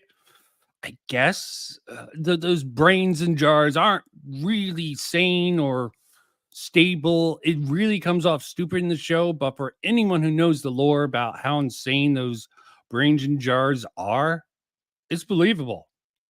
But as a critique of the actual Vault 31, it seems stupid to put just a brain in charge. That had to be included. If Bethesda, if Kilter Films wanted to wipe New Vegas off the map, they just wouldn't acknowledge it, not nuke it. And there's even more homages paid to the original Fallout games. Tim Kaine made a great video on the Fallout TV show. For those who don't know Tim Kaine, he was the original developer on Fallout when it was considered a, quote, B-tier project as a CRPG. He was the one doing the first few months of development on this project on his own. So, like, literally next to Brian Fargo and Leonard Boyard. Yeah, I'm just going to let this play out because this is very informative, okay? Tim Kaine gave the approval. Matty Plays has actual quotes from the original creator of Fallout. We don't got much from a lot of other things besides a few tweets here and there to sort of fuel the fire. It's, again, showing this idea of driving love into the classics, driving love into Fallout fans in particular. So someone had a connection to Fallout 1 potentially or Fallout 2 and imitated that walk cycle. And someone like Tim Kaine would notice that. And I think that's what made the Fallout TV show special is it wasn't just the set designs like you'd see Todd Howard as Napoleon Bonaparte, that piece of art that we saw in Fallout 4 was in the TV show. Like it wasn't just little callbacks like that. It was little details speaking to the broad fandom there. And again, I think it just symbolizes that this was made by fans from all parts of the fandom, not just the Bethesda side of things. If the setting wasn't enough enough to tell you that. Secondly, Emil Pagliarulo has once again reaffirmed that New Vegas is indeed canon to the Fallout universe, as if there was suddenly some sort of doubt with that. But I also think, and I got to give him his respect here, what Jonathan Nolan said before season 1 of the Fallout show came out kind of freaked me out, going like, listening to fans isn't really worth it. Oh boy, that's some clairvoyant, aging with grace ass comments we got there. He was totally right. And exactly what I said in that video, where like I was freaking out by certain things. Yeah, sometimes you want to give the fans what they want, but sometimes fans don't always know what they want. Okay. It's just the honest to God truth. Okay. Sometimes they think they want something, you can give them something better. You can also just disrespect them, which is probably what a lot of people were feeling he was doing with that comment. So, yeah, it's easy to spin it in a particular way. They're sort of spinning his sort of association with Westworld. Great first season, and I agree. Second season sort of definitely lost the plot there, and people are worrying about the second season, probably for a good reason, but as I said, a lot of people assume people don't learn from their mistakes of the past. And yeah, like when you try to appease a crazy fan, you're just going to lose your mind because it's always going to be something. But I don't want to come across overly defensive, although I'm sure people have already made up their minds about that. But look, I look at what Bethesda has said in the past here. We're going to dig up some archives here. Not only Bethesda, but like what has Tim Kaine said? Like what's the relationship here? What's the feel here? What's the public vibe here? Okay, here's the public vibe, baby. Todd Howard and of course, because Maddie Plays is in it for the money, so not a completely reliable narrator. Like in Exile and Obsidian, and is there a scenario where you hand Fallout off? I don't see, look, Fallout's really part of our DNA here. Yeah. We've worked with other people from time to time. I can't say what's going to happen. You know, we have a one-pager on Fallout 5, what we want to do. Again, if I could wave my hand and say, have right. that out. You know, I'd like to find a way to accelerate what we do. But I can't really say today or commit to anything what's going to happen when, other than, hey, our cadence is Starfield. And yeah, he's really got himself into trouble by overpromising. Wise liar, God Howard. Actually symbolize, hey, if Bethesda does get a really good or unique pitch or things feel organic, then they'll actually go ahead and pursue that idea in whatever fandom. In fact, Todd Howard was actually asked about the Elder Scrolls show by IGN. Look at 76 TV show. The Bethesda game is happening in the Mojave with Brian. There might be like, oh, here's the Tim Kaine.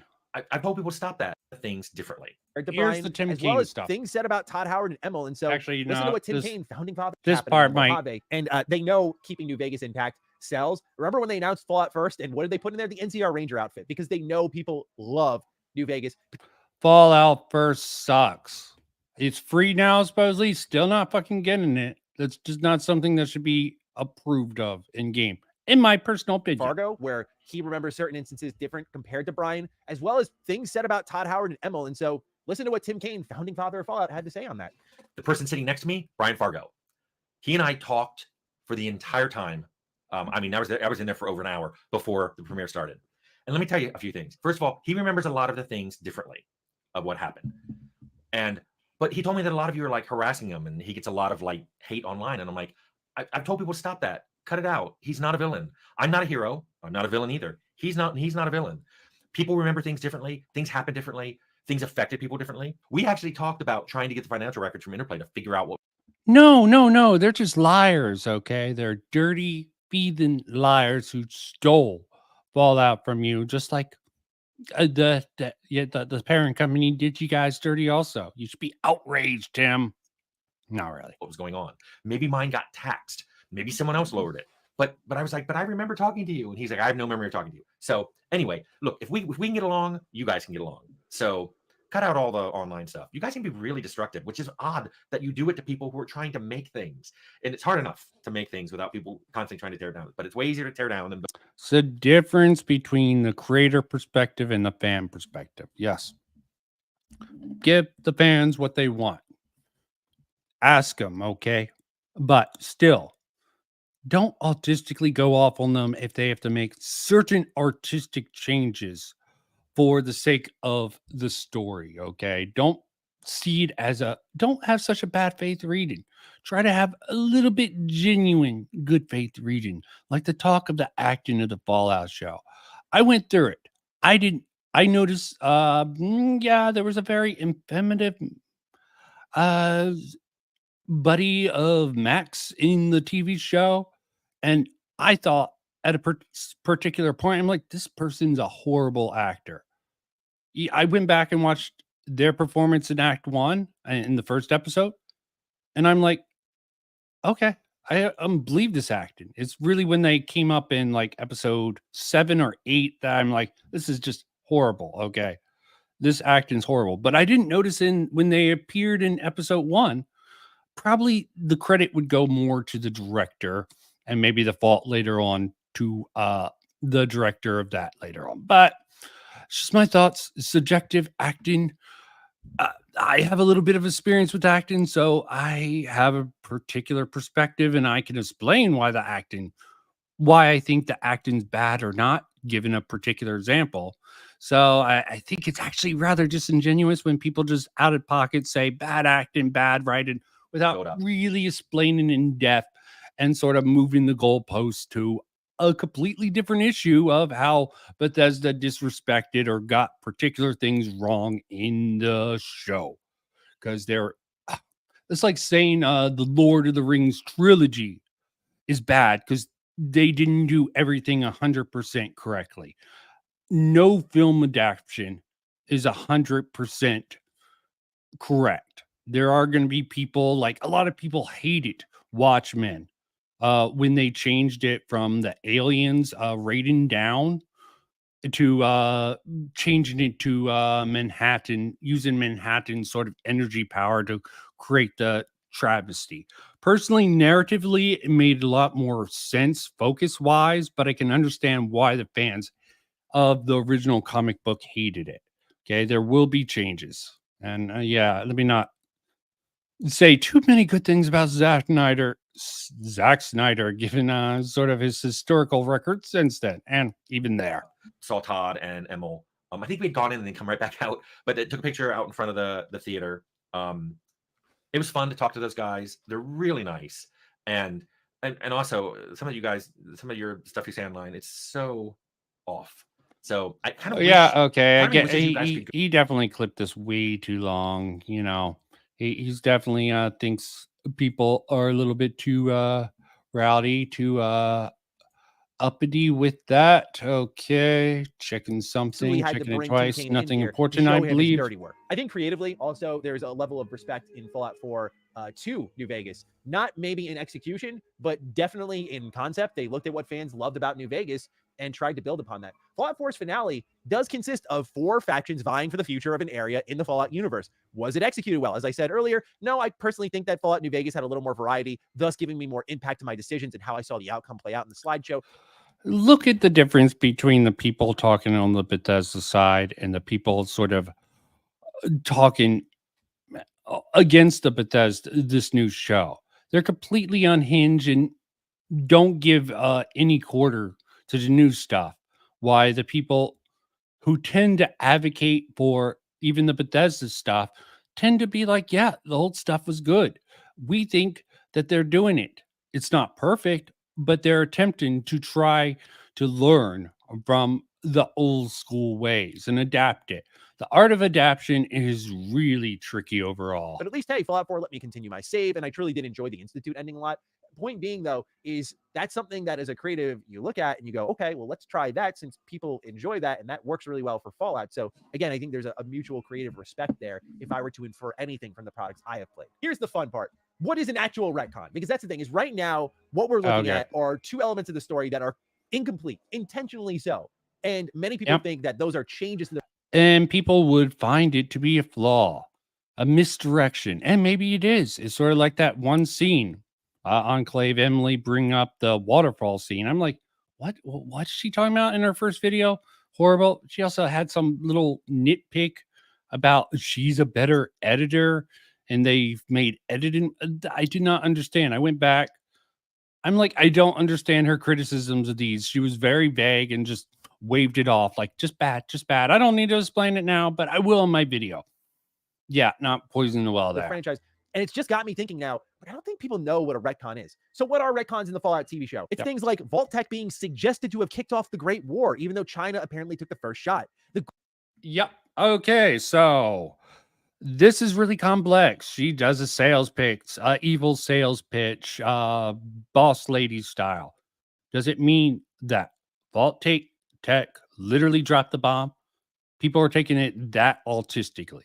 There is a possibility moving forward that they're going to have some involvement, maybe a false flag, sending a signal to make China think that America sent nukes at them, so they retaliate. There's many, many different ways to freaking handle it. And again, this is why I brought up the particular drug, jet. Ghouls having a serum to prevent going feral. Retcons are Mr. House saying in New Vegas that nuclear war was inevitable by his calculations, so he began preparing, yet he was there in the TV show when Vault Tech pretty much announces that they're going to do this big nuclear war, moving Shady Sands into... Yeah, maybe he didn't push back as well as the old school fans, the people who have a snapshot of how Mr. Act. A lot of this, which we're going to go into with the kurtosis very soon. Sorry, folks. Had to eventually get to it eventually. Just as one video, then a few of his reviews on the given his tweets. And be done with this, unless there's anything in particular that I missed. LA is a retcon. Destroying the strip following the events of New Vegas is not a retcon, nor is the fall of Shady Sands being in 2277. They're elements of a season 1 story that has yet to reach its finale. I totally respect and understand if people are like, yeah, it might be mislabeled. Okay, this is a cult. This is the educational facility of a cult who lived through this. They've been radiated to the point where their leader, there's some weird stuff with him. He might have been a fish person earlier on, the fish person where they got the particular head from. Sorry, in joke, that won't make any sense in the context of this. But yeah, he might have been related to one of those monsters and devolved back into a human. It's very unclear there. And I do have my issues with that sort of humor there. But they're rather minor overall. But still, you going forward with this particular thing here, it's really what they're calling a retcon is just a misunderstanding because they don't explain things. Just because you don't explain things does not mean they're changed. They're just putting their own headcanon because they have such a bad feeling about Bethesda's leadership when Bethesda has very little to do with this actual show, if it's to be believed. But some people, they're going to apply that they're influenced by Emil or Todd, and maybe that's true. But it's just headcanon unless it's confirmed. Hey, the verdict's still out for me. I don't know. I'm there. I love the show, but I'm there where I'm like, okay, let's see how they execute things. But to assume immediately that they have destroyed precious lore before the story has reached its grand finale, I just think is, for any creative, not just Bethesda, unfair. I've dealt with this sort of... It is unfair, but they think what Bethesda did to their precious Fallout franchise. They don't need to be nice to them. They don't need to be fair. They want Emil gone as a writer. They want Todd Howard up on a cross. Maybe a little literally, and maybe this will be coming across as a little unfair here. Oh, did I include that clip in this particular thing? No. So I'm going to have to pull from my buttload section, my videos, my playlist, all that fun stuff. The huge list that I trimmed down for this particular stream. Show. I literally just finished. And yeah, there you might I might actually even switch to this. Got the Rad King. Ooh, supposedly there's a mod here. This seems so nice. And whoa, this actually has a particular state. And do I need to jump off? No. It is here. We got this baby mod for Fallout New Vegas.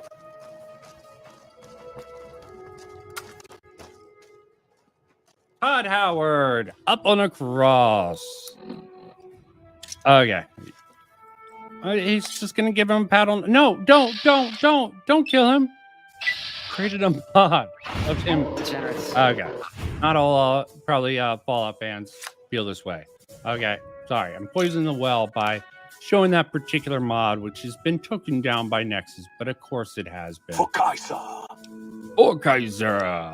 Sorry, I should have included Kaiser's that. will is the will of the Legion and the West. Fallout New Vegas. The inclusion of that is very funny as fuck, but maybe I'm being a little unfair to sort of bring that up. See this huge list of a lot of other things. Hell, Mueller and Critical Drinker got in a fight about this. I'll fall on freaking Critical Drinker's side, but Critical Drinker actually has written shit. Okay, I don't think he's that advanced of a writer, but he at least understands the creative process where you don't necessarily get that from other things. I released a video places, and let me not. Yeah, I think I should start with this. Let's see about the good faith interpretation of episode 1 that Kritosis goes through. Please, don't blame me for this. Predicting that the Amazon Fallout show would be bad, and now that it's here, I have to face the consequences of my prediction. I did say that I'd have to eat crow if I was wrong about this, and there were plenty of people eager to tell me how poorly my video aged. Aged like milk. Well, this aged well, haha. And might I add, ha. This aged incredibly badly. How does it feel to be this wrong this badly, shithead? The reviews tell us something entirely different, loser. I'm glad this video aged poorly. All reviews, both critics and fans that saw it early, have given it a 9 out of 10. TV series, it's just prove that your channel exists to shit anything and everything related to Bethesda. This shit aged like Brahmin milk. Funny how the show is great. This taken. Someone somewhere thinks I'm important enough to warrant sending bots after me. It's also worth this show. Someone somewhere thinks I'm important enough to warrant sending bots after me. No. I must reiterate, do not harass Kritosis. He's a sensitive soul. You can't even tag him on a particular video without him getting all triggered and be like, yo, harassment. It's also worth noting that Amazon bumped up the release date for the show at the 11th hour. After having been scheduled for months to release on April 12th, they instead dropped the entire series on April 10th, which only tells me how little faith Amazon had in this show. Weekly releases tend to keep a show in the public conscious longer.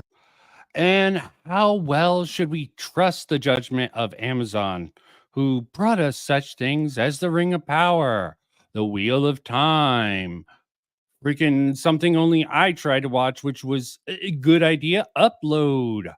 I'm sure he's going to have all sorts of examples. So let us put our faith in Amazon as such great judges of what will hit or not, even if this sort of fanfic that people are sort of spinning out there has anything to do with anything. As something dumped all at once will be forgotten about faster, as it won't be an ongoing conversation for people.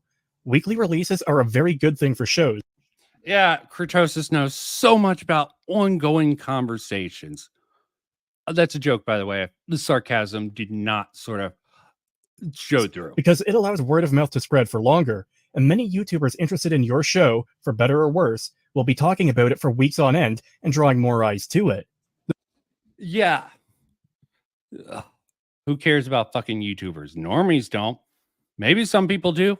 Okay. The world does not revolve around YouTubers, you egotistical prick, okay? You definitely have this very showing you a very narrow view that he brings up YouTubers. Maybe he'll extend it. This is how I came to watch House of the Dragon, which I really enjoyed, and I might not have watched otherwise. Dumping a show all at once is a sign of a lack of faith, as best evidenced by Disney Marvel's Echo. Disney Plus shows tend to release on a week-by-week basis. If you enjoyed this video, please subscribe. God. Oh, good, we can turn it off. We're done. Whoa, I really thought he would go on 5 minutes. Impressive. Your Copen and Steven goes 5 minutes. So I might go to certain points here and there throughout this, because frankly, listening to him and Pagan, who literally lied, is a literal liar, when we can say Kritosis is just disingenuous for the most part with his particular framing. And yeah, proof of that can be found in my videos, and that's why they have to ignore me. I just realized I've already fucked it. What time of day would you say this is? Afternoon. Yeah, because you don't usually have a children's birthday party at 8 in the fucking morning, right? All right. Except this shouldn't be 8 in the morning. Don't the bombs drop like around 8 or 9 on the East Coast? Which means the West Coast is 3 hours behind, meaning it should be fucking 5 or 6 a.m. They've already fucked it.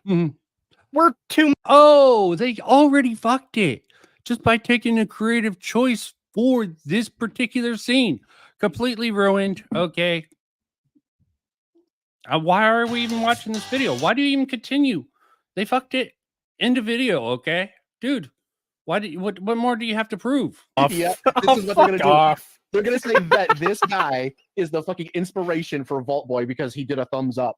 Oh my god. I swear to God, if that's actually how retarded it is, if they actually do that, I'm gonna lose my mind. Pagan loses his mind easily. He's a very sensitive soul himself. Wonder if he's a furry. Who knows? Yeah, they just have fucking forethought and just like, yeah, no, they could see into the future. He knows that the bombs are gonna drop, so he's freaking out. If you go back and look in that scene carefully, you could see. If you go back and listen to their condescending voice here, oh, look, there's a script on the side because we're at the precipice of nuclear war. Don't think that this just came. Freaking historically, Enclave, Emily will probably roast my freaking nuts over a hash fire and this particular thing here for saying this, but how many sort of historically they prepared for nuclear war? People are prepared for the bombs to drop. I think the worst thing about this is we don't get any warning to these nuclear drops. There should have been sirens. Okay, that's my critique for this beginning. If I'm going to be ultra autistic, but you know what? I'm going to go with artistic licensing for the flow of the story and the unreliable narrative that can be found present, which you can have a certain amount of that in here without it being too bad. Reminds me that, someone, probably Kurtosis, had a bug up his butt about Ron Perlman lying as the narrator. He never did that before. Misdirection is dishonesty instead of a storytelling tool to him because, frankly, he doesn't have the mind of a creative. He has the mind of a Redditor who... let me not go just off the edge of the camera. Just off the edge of the screen. It's just sitting there. He read it. No, Kree, obviously he's the first instance of a psyker. And very, very, very, very ironic given the mind reading going on. Okay. He knew I know he had a vision that the bombs were gonna drop. And his family line mutates and psychers become more prevalent in the Fallout universe. Oh my god. And that's why we get Mama Murphy. I was about to make the joke, it's Mama Murphy's ancestor. Fuck. Do it.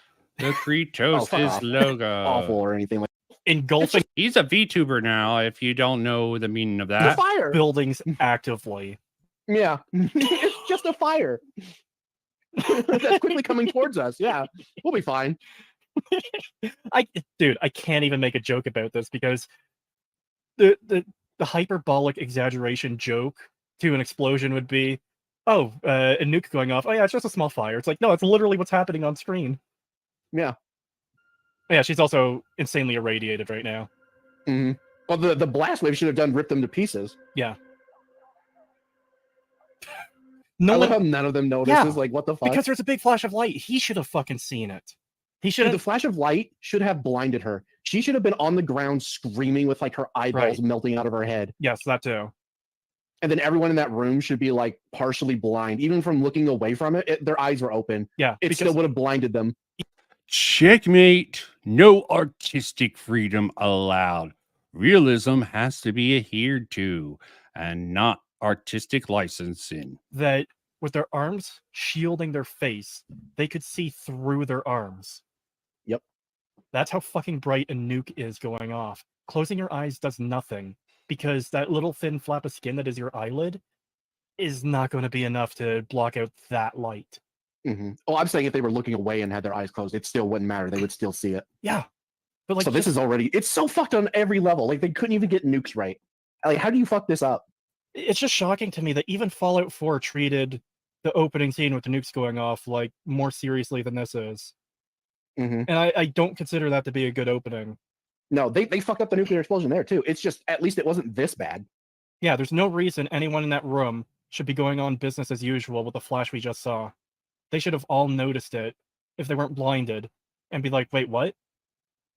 It should have been far harsher too, because there was barely even a flash. It was like, it was literally like a camera flash, and it's like, no, it would have engulfed that entire room in just pure white light. You would be blind. You would not be able to see anything while it was happening. Yeah.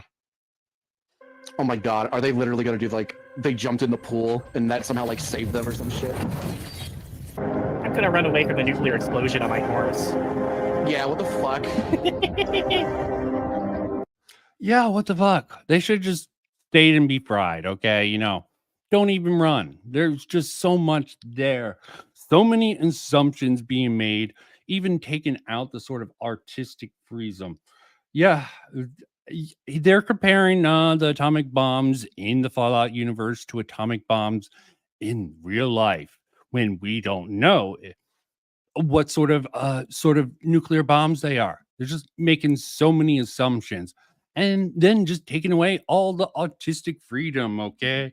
It's like, oh, shit, maybe they would actually say Rick and Morty, before it went bad, with the sort of recounting, the sort of unreliable narrator, or a lot of other elements, okay? Misdirection is clearly an element here, and some things are presented to the audience not perfectly, okay? They're just autistically nitpicking little details instead of actually taking in consideration anything that actually matters: the acting, the lines, the mood, the atmosphere. Well, I guess they sort of have their own version of the atmosphere. Let's see how bad this particular sort of run through gets.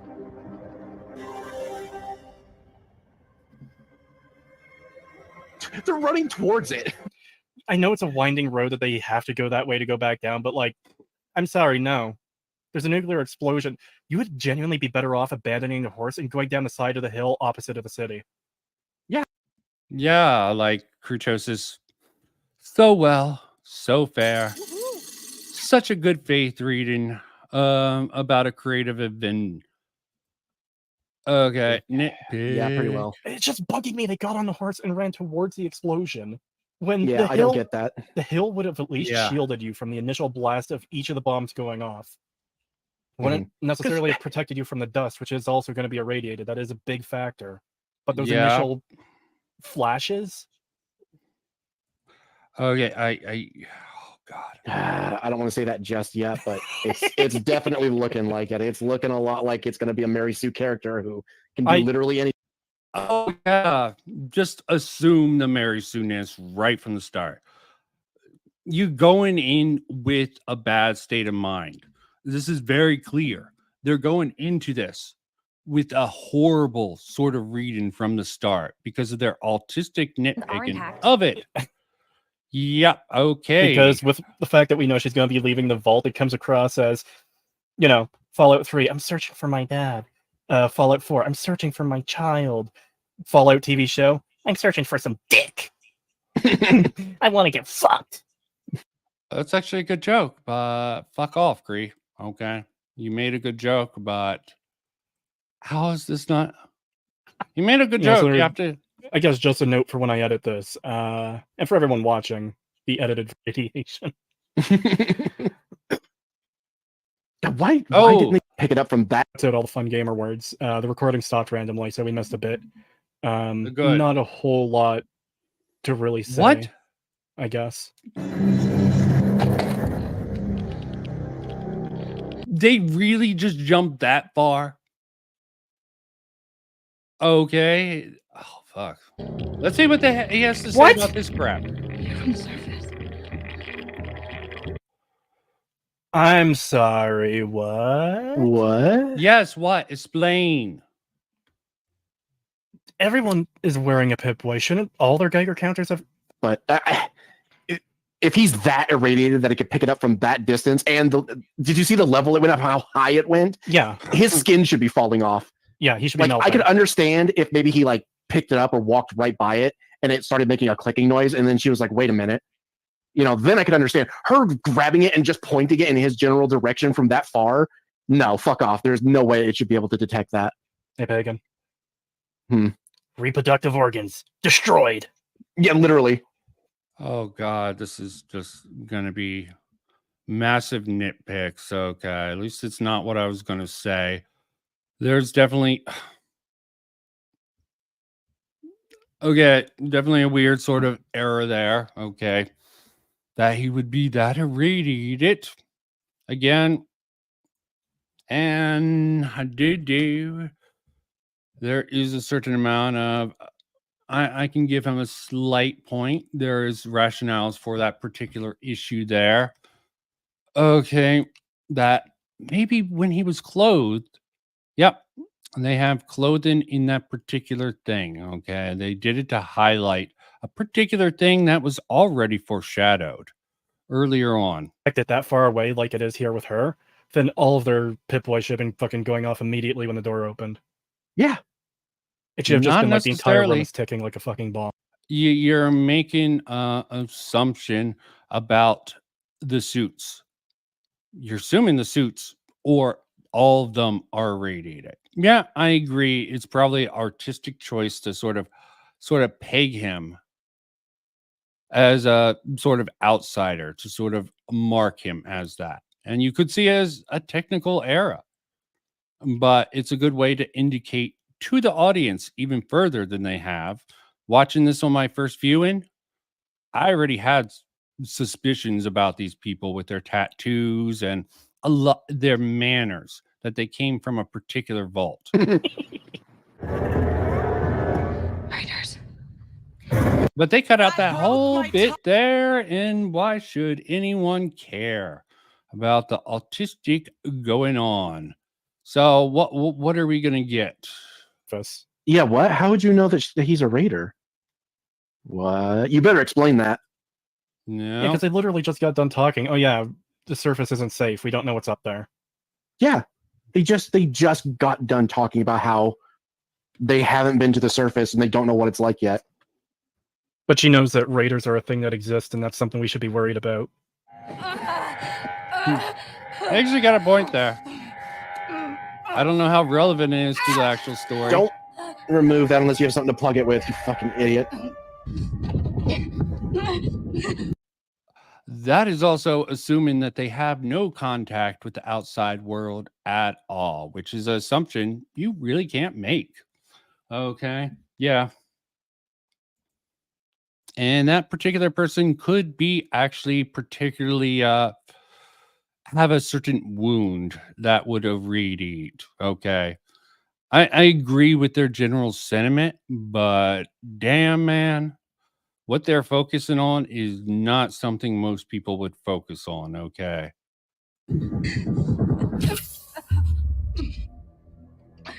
Yeah. Thing where you get stabbed through the hand by your fucking possessed wife, and that just gets instantly healed when you pour some liquid on it.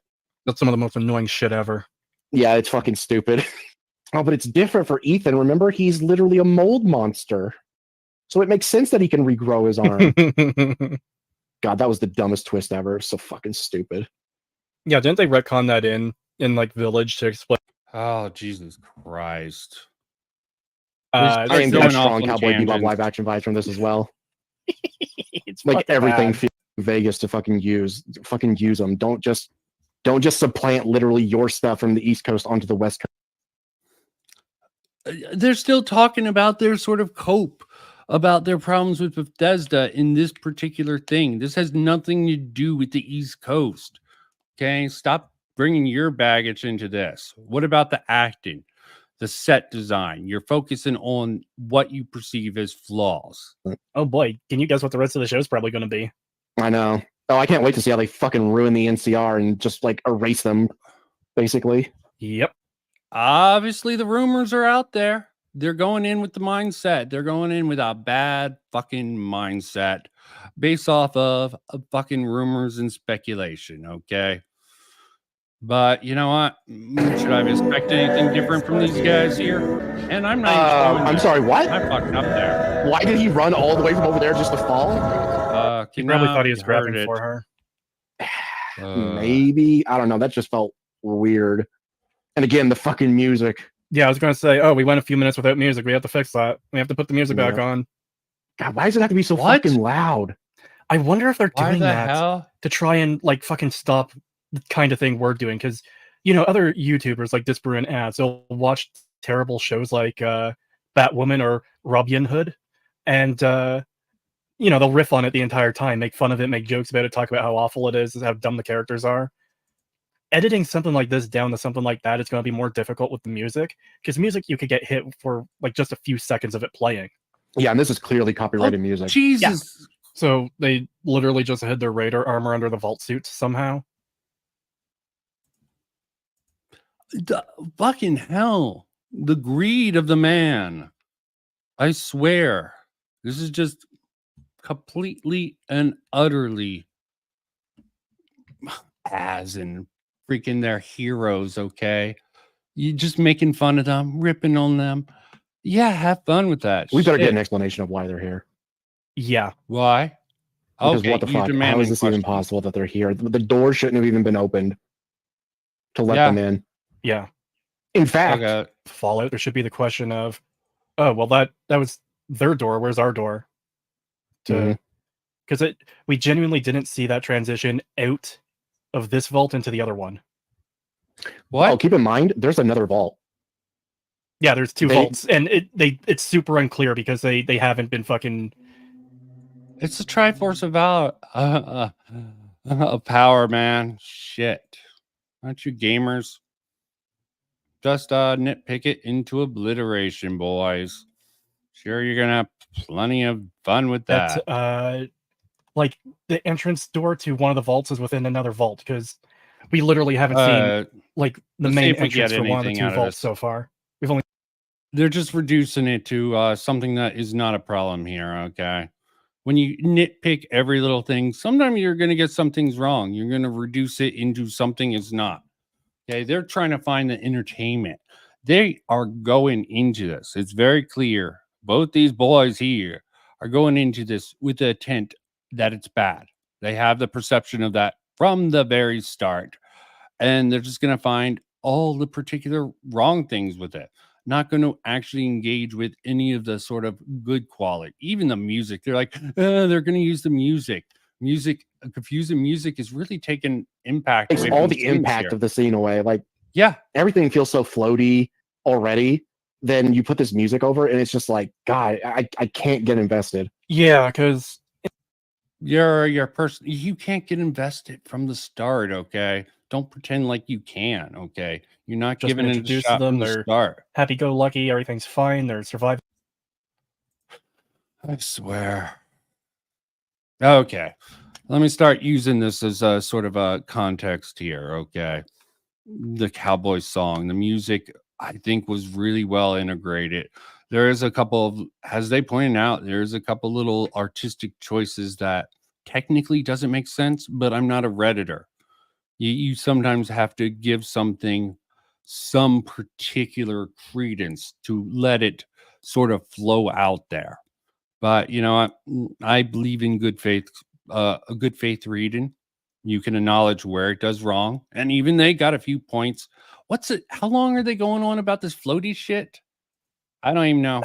Floaty is a weird way to describe it, but it feels like the most accurate way to describe it too. It doesn't feel. Yeah, you're idiots. Okay, that's a good way to describe it.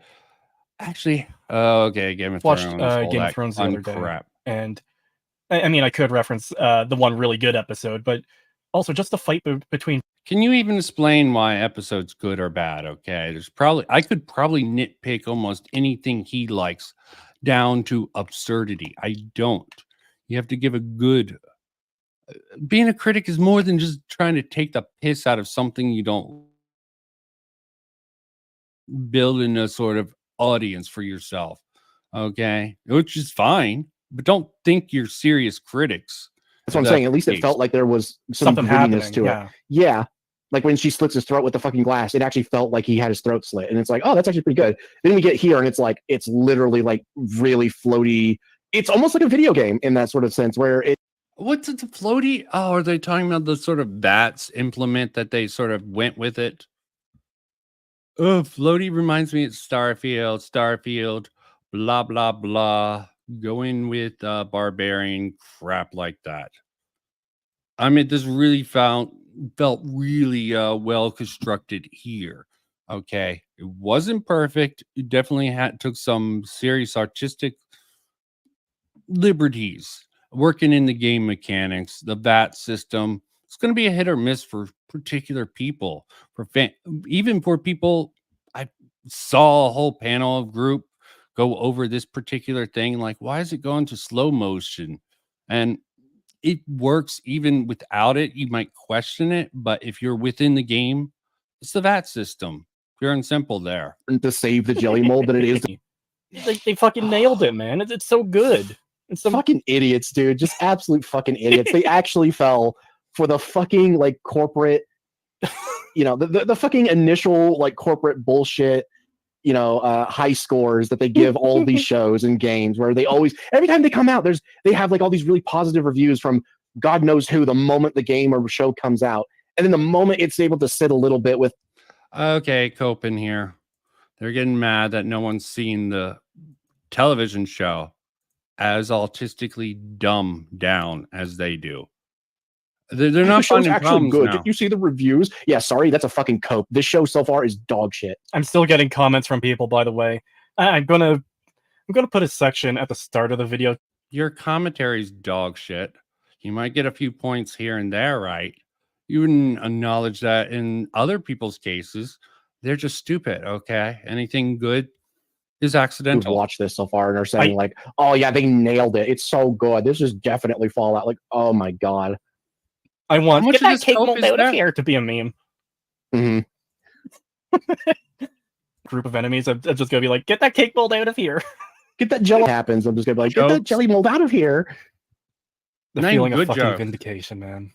Oh, yeah. Like I know we're like still fairly early on with all this shit, but I don't know, man. I feel it's pretty safe to call that this is gonna be a bad show. Yeah, of course. Bad faith reading. Well, of course, it's pagan with his bad faith reading. What else are you going to expect from a pagan but bad faith? Yeah, using that line again. So perfect for this man. Even Krutosis is given a little bit more credit than his dumbass. And yeah, I can just tear into this. It was. Oh, I don't know. I am definitely getting the fucking cowboy. The weird shit we saw in that. Because remember, do that here, and if they do, oh my god, it's literally going to be Cowboy Bebop live action. Oh my! Live reaction. Yeah, I'm not even going to deal with his reviews. Okay, let me just use this as a particular method. Okay, I still need to probably go over the series again to sort of flesh out my thoughts. His initial impressions, I guess, because as and all his heroes are all do it. He's not considering the sort of ramifications as a critical critic, and they're not even considering really any of the qualities that most people even pick up on for this particular thing. Yeah, it's not perfect. A lot of people say it's slow pacing. And look, how do they Fallout is not Fallout, and it's not good either. Yeah, I despise the historical revisionism that, oh yeah, Fallout was always supposed to be silly and goofy and stupid and whatever. Yeah, like, I mean, even it was not. Even what Fallout 2 did, which does annoy me, it's still not this. At least Fallout 2, for the most part, had the good sense to keep all their wacky goof. All the stupidity of the older Fallout just met with their alignment. And I'm just going to stop wasting my time with this. There's some problems with this earlier scene. I think it was executed actually quite well overall. There were some things I was questioning here and there with the characters, but they throw you into this rather quickly. And then they build upon that and you start understanding certain things here. Random encounter, pauses scene for how long? Did they ever hear of moving on? Look, people still defend this blah, blah, blah. Just a whole bunch of coping, a whole bunch of hating, not actually engaging with the medium for the most part. How much do they actually engage with this instead of talking about what they consider to be good media when they can't even explain? They go on this whole rant. Oh, it feels very floaty. Okay, is that the extent of this? Joking. Let's put it back up. The main focus of all those games. No. It was the funny, wacky side shit that barely anyone actually paid attention. Coping about the sort of wacky atmosphere and not understanding other people have perspective. Obviously, this sort of a blend worked for a lot of people. You're not going to be able to gaslight them into thinking that this is poorly done. And here, another or reference. a movie or even a book. And even like A Song of Ice and Fire, the books Game of Thrones are based on, George puts in a lot of time describing characters and parts of the world and stuff. And the books do become cumbersome for that. That's something people comment on, is that, you know, he spends fucking 30 chapters describing a room, you know? But oh, did you know Tyrion looked nothing? He would have been an ugly son of a bitch for Game of Thrones. So failure there. Maybe I shouldn't be that too mean because about it. Getting off track here. Yeah, not okay. I would like to see stories from games I love as movies or TV shows, because you can explore them in ways that games can't quite capture, where, you know, you follow a whole set of cast of characters. Is he given some sort of genuine spirit to this? Neloth doing at this time, just picking a random character. What is this Telvanni wizard doing in this TV show about Morrowind? Based on Halo, from the perspective of like the Marines or even the Covenant. And it seems like they're doing on that. You may be embarrassed at why do they have to get off on so many fucking tangents? This is not your podcast. Okay. How long are you going to... Okay. Are they going to finally move on? Yeah, what the fuck? How did he shoot him? I'm so good at... Wait, what? And then there was, you know, Starfield. They tried to backtrack on that a little bit. God knows they were going into the fucking comment sections on like the reviews on Steam just to tell people, no, you're playing the game wrong. You're Are they gonna freaking just go on and on? They're like the autistic bunnies. They just keep whining and whining and conflating, talking about nothing but this. But this is what their audience likes, just pure and utter shitting on. They don't care about the quality of the TV show. It's just another Bethesda shill of fruit thing. Wait, what? How did he shoot that guy when his gun was up in the air, like pointing in the air? Hold on, go back. I need to see. Yeah. Yeah, what the fuck? How did he... yeah, what the fuck? How did he shoot him? Experiencing the game in... The man in front of me. It's literally the fucking guy from that really awful Alien movie. Yeah, my bullets will hit him. Like pointing in the air. Wait, what? How did he shoot that guy when his gun was up in the air, like pointing in the air? Hold on, go back. I need to see. Yeah, what the fuck? How did he... yeah, what the fuck? How did he shoot him? Dude, that was Ricochet. That's actually a good touch. It bounced off that, hit him in the back. That's actually cool. I didn't notice that. In the air. Hold on, go back. I need to see. Yeah, what the fuck? How did he... yeah, what the fuck? How did he shoot him? I'm so good at shooting that I can shoot up in the air, and my bullets will hit the man in front of me. It's literally the fucking guy from that really awful Alien movie, the Alien Resurrection, the guy who can like ricochet bullets. Yeah, you get it. He gets it. Yeah, it's clearly indicating that's a ricochet. Shit. Who knows?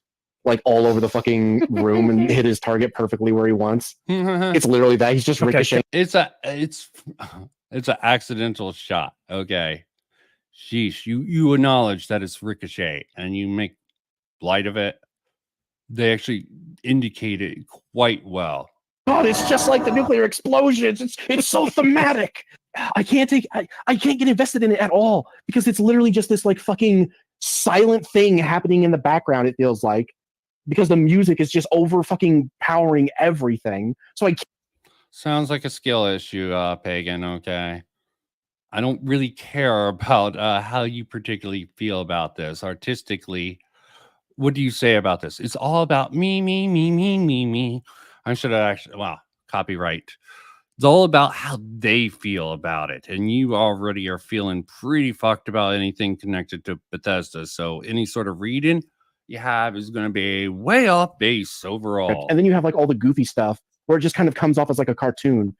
It doesn't actually feel like people are dying. You know what I mean? It feels like cartoon characters are being killed. It almost feels kind of like how, so you know how like Fallout 4 has. Yeah. What? They're cartoon characters. You're reducing them to nothing because you don't feel for them. When you're not getting any investment in them. You're not trying to connect to them. Everything is in slow motion for some reason. You can't actually hear any of the dialogue unless it's literally get that jelly mold out of here. That's the only thing. Yeah. Show. Does everything need to be explained? Why is the dialogue okay? Do they have no sense of artistic licensing?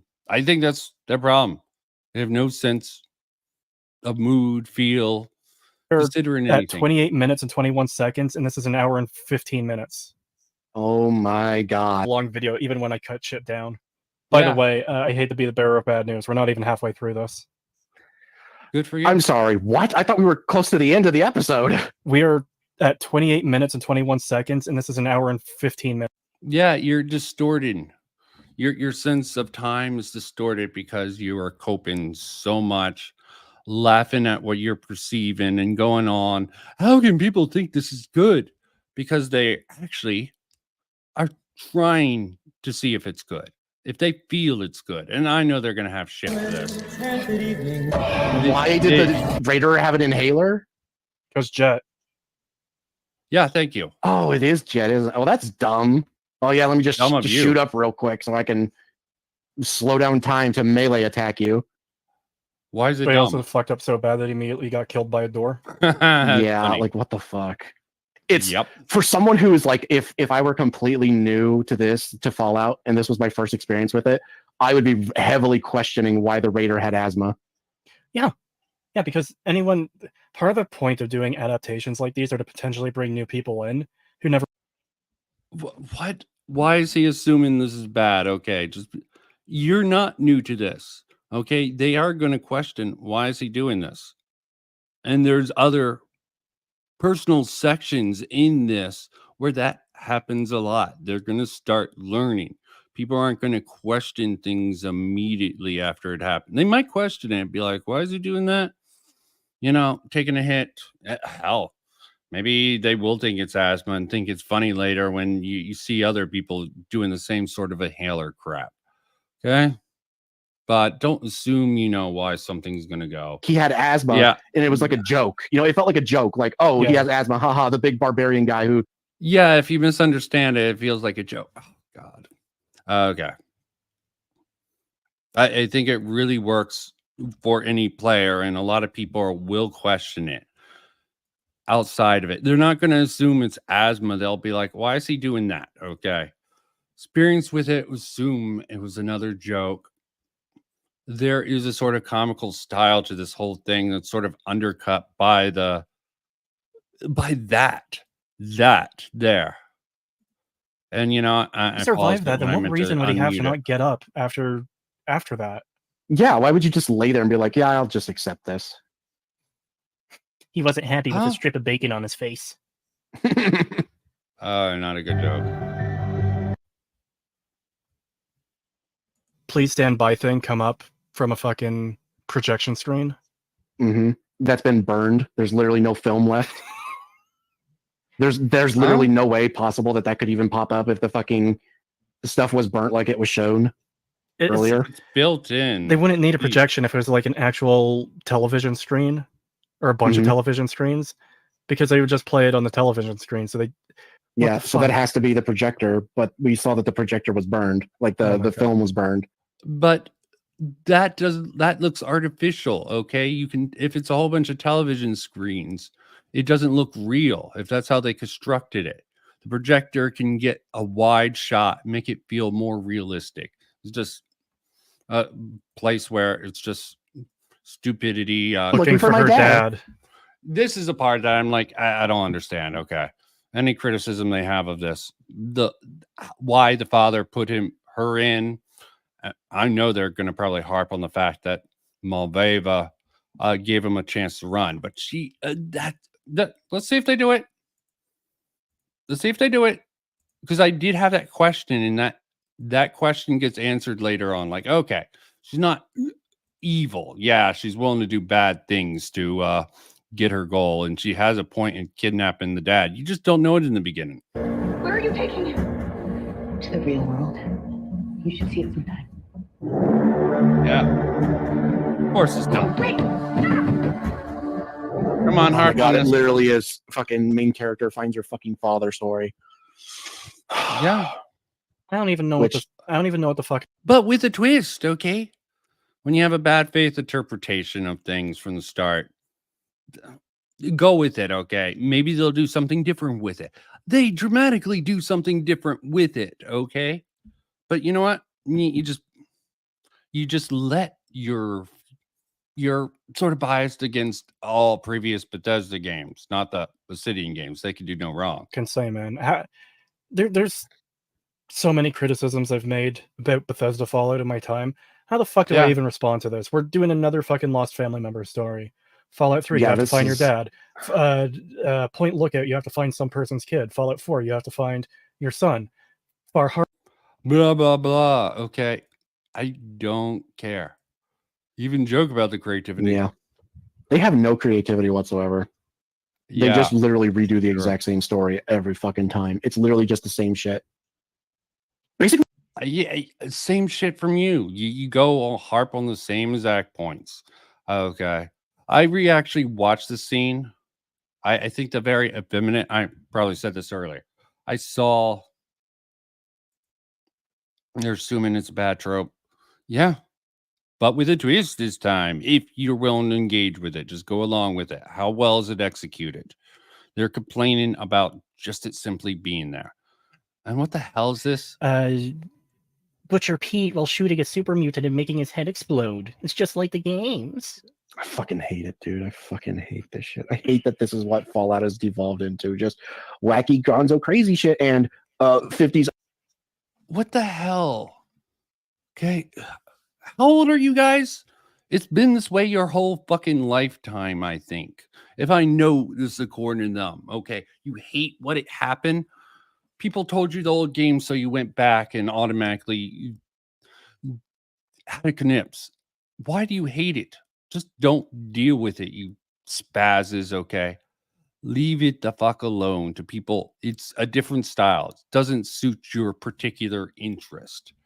Okay? Don't talk about your hate. Talk about where it could improve in your subjective opinion instead of just coping and sieving about how bad it is and how bad anyone who actually likes this is. I don't know what it is, but that ramping up the that goes on for the pretty much the entire track, and just how much tension that builds through the entire fucking scene I'm asking you to picture in your head, and how that's so much better than literally any of the shit we're seeing here. Yeah. For a second, I thought you were going to do something else. I thought you were going to say, imagine two sides about to fight each other. It's a very serious moment. And, in any other world, it would have, suspenseful or just music that makes sense. And then as they charge each other, you just hear fucking Atom Bomb Baby start playing. You can't hear fucking anything else but Atom Bomb Baby just in your fucking ear the whole time.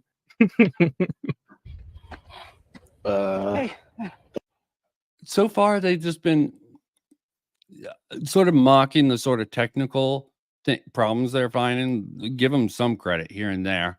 Talking about the music, how much they hate Bethesda and what Bethesda's become. No, of course they wouldn't. Especially to ascribe. Why? Because fuck you, that's why. Yeah, that does seem how it feels like. This video. Reducing it. Just assuming such things, not taking in the acting. Are they got okay? I'm gonna at least get to the effeminate the effeminate actor in the sort of a role. I want to see how they react to that. They already hinted at. Well, they cut a bit from Lucy's the Mary Sue. I think that's going to be their narrative that they'll go with going forward. If I wanted to waste my time, They're a group that seceded from the fucking United States military when they found out what was happening at Mariposa. Why bringing up They did not make their fucking imagery anything like the American government pre-war imagery or the Enclave imagery. Why? That they just I don't know why. Trying to fucking give them anything what are you getting them? It's been 200 years since the establishment. Things evolve, change, but no. The sacred timeline and doesn't exist. Completely different. Things cannot change for no reason. There's And they're gonna go off on the flag, really? Okay, yeah. Yeah, they're zealots, but they didn't do shit like this. They valued their members. Yeah. They considered them brothers. They did not do shit like this. Unless this dude is literally like a new recruit fresh out of the wastes, I don't believe that they would be treating him like this. Even then, I don't think they'd be treating him like this. Like, yeah, they'd be treating him harshly, but not like this. It's just Yeah. Why are you making such fucking dumb ass assumptions about? They have this sort of mental model of what the Brotherhood is. They have no flexibility with any of change. It's like they are flat earthers or don't believe in evolution. Once something is said, it is law. It is lore. It cannot be changed. The circumstances doesn't matter. I agree. Understanding the reasons that the Brotherhood changed into this format, this actually matches up fairly well.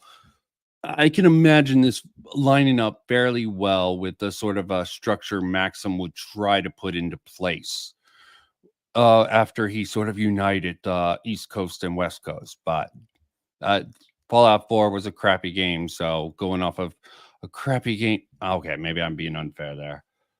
Well, people are trying to make that claim that she is still. Yeah, of course they are. She's a Mary Sue to some people. Okay, even though she's plenty of flaws, because they had the whole special montage in the beginning. Do they even get this, or did they just mock this? Put up and take it out of the sky. Oh, what? Mm-hmm. Well, I'm assuming they're tanks. I'm just saying they're like in the shape of a ball, and yeah, apparently technology. It's literally hydrogen. It's stated that it is being kept afloat by hydrogen only, which makes no fucking sense. It just doesn't. Oh, it just doesn't work. What they're going into technical details, music, nothing about the acting, the mood, or anything like. They're just questioning the technology. They're trying to create doubt that any technology of this to fucking take what's inside of an iBot and scale it up like. This is in a world where they couldn't find a way to build a power. The technology is fucked from the start. The vacuum tube idea is ridiculous and essential. You have to let go, but they're willing to give benefit of the doubt because they liked the humor, like the style of the original one. Or supply for Liberty Prime and Fallout 3. Like they did it post-war somehow. We don't know how. They just did it in Fallout 3. But what does that have to do with this? Why are you bringing in so many references? Okay, it's just a reaction. It's going to be a fucking waste of time, isn't it? Okay, so that's the Pregwin. That's the ship. That's confirmed by TK Mantis that's the Pregwin. Some internet soothers sort of sussed it out. That's the ship, airship from Fallout 4, assuming that the Pregwin was not destroyed. So they're thinking it's either the Minutemen engine or the Brotherhood of Steel, which is what they're going for, at least suggestion wise. Okay, outside of that, this is one of the parts. I'm surprised I didn't bring up the bad acting. I went through this again because I noticed the really bad acting of the effeminate Brotherhood member, buddy of Max here. So I thought, I expected that of some extent. And they brought up Institute, bringing up all this outside stuff. Okay. Liberty Prime, DLC, blah, blah, blah, blah, blah. Anything about the atmosphere, mood, not like they would know anything about what would constitute good writing or bad writing. Literally, it's all about the technical features, okay? They're just omega geeks, in my opinion, okay? With no sense of story or purpose in general. I'm just not getting anything out of this. Beware the dark forest, blah, blah, blah. Yakety schmack, don't talk back. Literally wasteland, patrol, blah, blah, blah. Okay, so yeah, let's see. I'll give some commentary based off of this. You can read it. I have that up in case you want to see the autism. Because they're not, I am scanning this to see if there's anything of any value. Them talking about the acting, anything besides the music. sort of how the little motions of Maxim really come across. Like this moment here. Let's see what they have to say. What are they going to say here? Please tell me. Come the fuck on. Yeah, this is just. I'm gonna have my little fit of rage hours later, and I'm gonna slam a toilet seat down repeatedly. Yes, because he's working so hard, and he just gets fucking. He believes in. He's a diehard. Dyed in the wool. Why everyone else is just jacking off. Why he's taking his duty serious. They established that very early on. He's angry that he takes this seriously. Why a lot of the other Brotherhood members do not. This is the impression I get from this scene here. Okay, what do they get from it? It's kind of shocking that no one heard him screaming like a fucking crazy person as he tore that toilet apart. Yeah, because we can hear them like laughing and chatting and stuff, but they couldn't hear him literally screaming. Again, they're just like, why didn't anyone hear? Maybe they heard and they don't care. Literally don't care. What the fuck? What? Yeah. What? Why would they assume it was him? Yeah. See, they're going in. He went to help her. Yeah, he was the only one that went to help her. Why would he put himself in a situation where he could potentially be blamed if he was... Okay, listen. You getting beat up by blamed if he was... I don't know what you would call it. A woman? Oh, yes. I don't know what you would call them at this point. They're, yeah, recruits. By the other recruits. Oh, yeah, that's totally fine. That they might have broke your nose. That's totally fine. We won't do anything about that. But this woman who just recently got fucking promoted to scribe gets her fucking leg cut with a razor. Oh. Squire. I did say squire, didn't I? No, you said scribe. The executioner's hood on you. Like, what the fuck? Again, why do they have it out for this guy? Yeah, I don't know. Like, it looks like they arrested him for putting the razor blade in there, but we don't know if he did or not yet. Why would they just assume that it was... Why are you just going to assume that they're arresting him just because they black bag treatment him? Maybe they don't want him to see the technology. Just extra careful. It's just an intimidation tactic. To the announcement. So we have every reason to suspect that it was you. I don't think... Like, is that literally going to be their fucking thing? Is that what they're going to do? I hope not. See, they're trying to predict it. The other people just accused him of it. And they're doing something with that. This is just frustrating. Peak of human creativity. Let's listen to this fucking too dumb, too dim-witted, too low IQ to truly grasp the breadth and beauty and genius of this marvelous work of art. This is we've been watching this for nearly 4 hours. I know.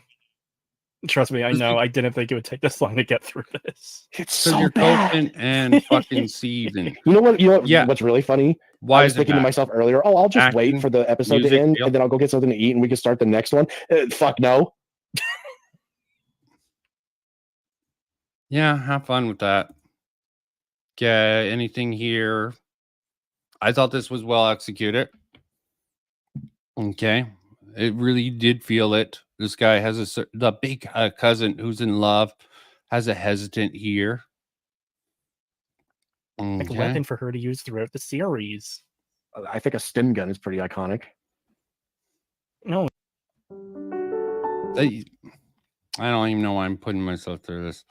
Oh, what did they say about the incest? Incest is the best? Maybe. Weird incesting. Incest is the best. Come on. Oh my god. I still can't believe they did the weird incest thing with these two earlier. They're like, what the fuck, Yeah. man? Yeah, what is with the constant fucking incest shit? I want to say constant at this point, but this is, well, they brought it up at the start. Yeah, it was early on. They brought it up a few times. It's like, that's a bit weird. It isn't like the vault up there. It's big. This place is pretty fucking huge. Yeah. To the point where it's the biggest single location we've ever seen, based on simply how deep this place is. Mm-hmm. Not letting anyone else get hurt on my behalf. Okay. No, watch, these two are gonna get fucking executed. Oh my god. I hope they get executed. I hope everyone in the show gets fucking executed. And that is his attitude, okay? Legitimately, that is his fucking cope, his attitude. It's not engaging with the acting. It's all the sort of technical flaws he can sort of pick out. Most people, it's just autistic about the technical details. Has no soul, no appreciation of the elements of the Fallout games because he doesn't care for any of the elements of Bethesda. Maybe I'm being unfair with that particular reading, but I think that's actually very fair to say. Because, yeah, there's a particular issue when I went over this, a technical issue that I'm sure I'm wondering if they're gonna harp on. Yeah. I feel like they're trying to do like the Pompeii, like dead people thing without understanding why that happened and how it wouldn't just happen to people in a nuclear bomb. Yeah. Like it just genuinely doesn't make any sense. You feel. Surprised if they introduced like a giant. Oh boy! Now for the stunning conclusion of this stupid plot. The joke. Oh my god! They're referencing a kid in the fridge with murderous. Yeah, they did. Child needs this better than what we just saw because. And doesn't it just trigger you guys? I wouldn't. Like this performance here, completely believable. He is like almost a fearful. This is actually a classic interrogation tactic. You have someone standing behind you. Okay, this is an intimidation tactic in interrogation room. Way to unnerve your little details. I think are rather impressive in the beginning here.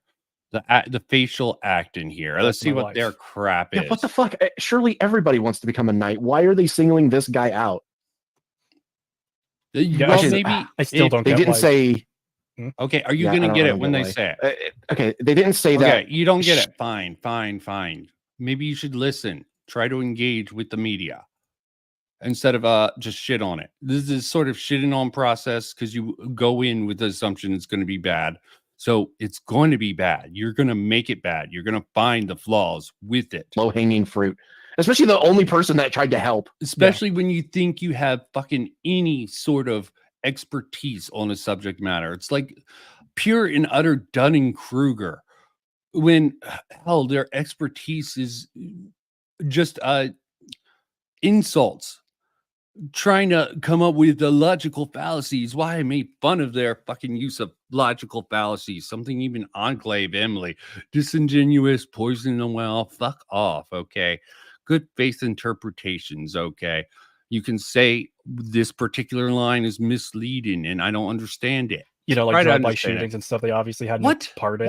What? Of course. Why can I see that being like a scene in Idiocracy or some shit where like the fucking paramedics are trying to help someone and tries to help a dying person taking the road and fucking sit. I hate it. It sounds so fucking bad. Why couldn't they just this fucking habit of just picking apart something and not giving it anything? Yeah, it's fine to actually go through something like this, but you're not gonna. You can reduce anything into crap when you get together friends and just crap on it and have a preconceived notion about the medium and how it sort of goes across. Why the fuck would you say that? That's you fucking idiot. Probably. There's a lot of thoughts people tend to have. They're the kinds of things that you normally shouldn't vocalize. This is even worse. Just because most people have those kinds of thoughts, but if you're at the point of... This is more of a pathetic sort of version of Cinema Sins that doesn't even engage with the media on all levels, okay? You can't appreciate the sort of... Maybe they just are too dumb to actually know about certain things. Yeah, they can call out the certain inconsistencies where their knowledge does intersect, and I had to agree with them. Didn't make sense, okay? But I give a limited artistic value to certain things. Because fanatically, it's cool. The sort of floaty motion they were talking about is the sort of way they're trying to implement bats. Them using the music is another one of those fan service sort of things that actually comes across even if you're not a fan of the series. So fan service that can serve artistically for the audience and for the fandom. Awesome adaptation. And oh yeah, my friend got a promotion. I hope they get fucking hurt. Yeah, they're not endearing me to this guy at all. I fucking hate him. He's just a piece of shit. Like if I found out pathetic, worthless. Everyone hates him for some reason. Yeah. And now he's literally being like, yeah, my only friend, I wanted her to get hurt because she got promoted and I didn't. Like, fuck off. Like, could you imagine, like, if you want to... He's being honest with himself. He feels very bad that he wished he was the one being promoted. The guilt is very, and it also creates a certain doubt in the audience. It can do two things at once. You can give it a reading where he feels bad that he literally thought, yes, I wanted my friend to get hurt so they couldn't. I wanted that role. And also create a doubt in the audience. It does two things at once. Weird. What the fuck is this writing? Yeah. Thank you. I'm so sick of this power armor guy just stomping around to be intimidating. Yeah, it's really getting on my nerves. It got old pretty much immediately. Yeah. Oh God. Yeah, selfish. It's what they want. It annoys them, so it's bad. Okay, you're not appreciating the fact that it is creating the mood that they want to create, the fear, the sort of interview style that puts someone on edge, investigating him, hardcore grilling him on this, and it's done in a rather weird way.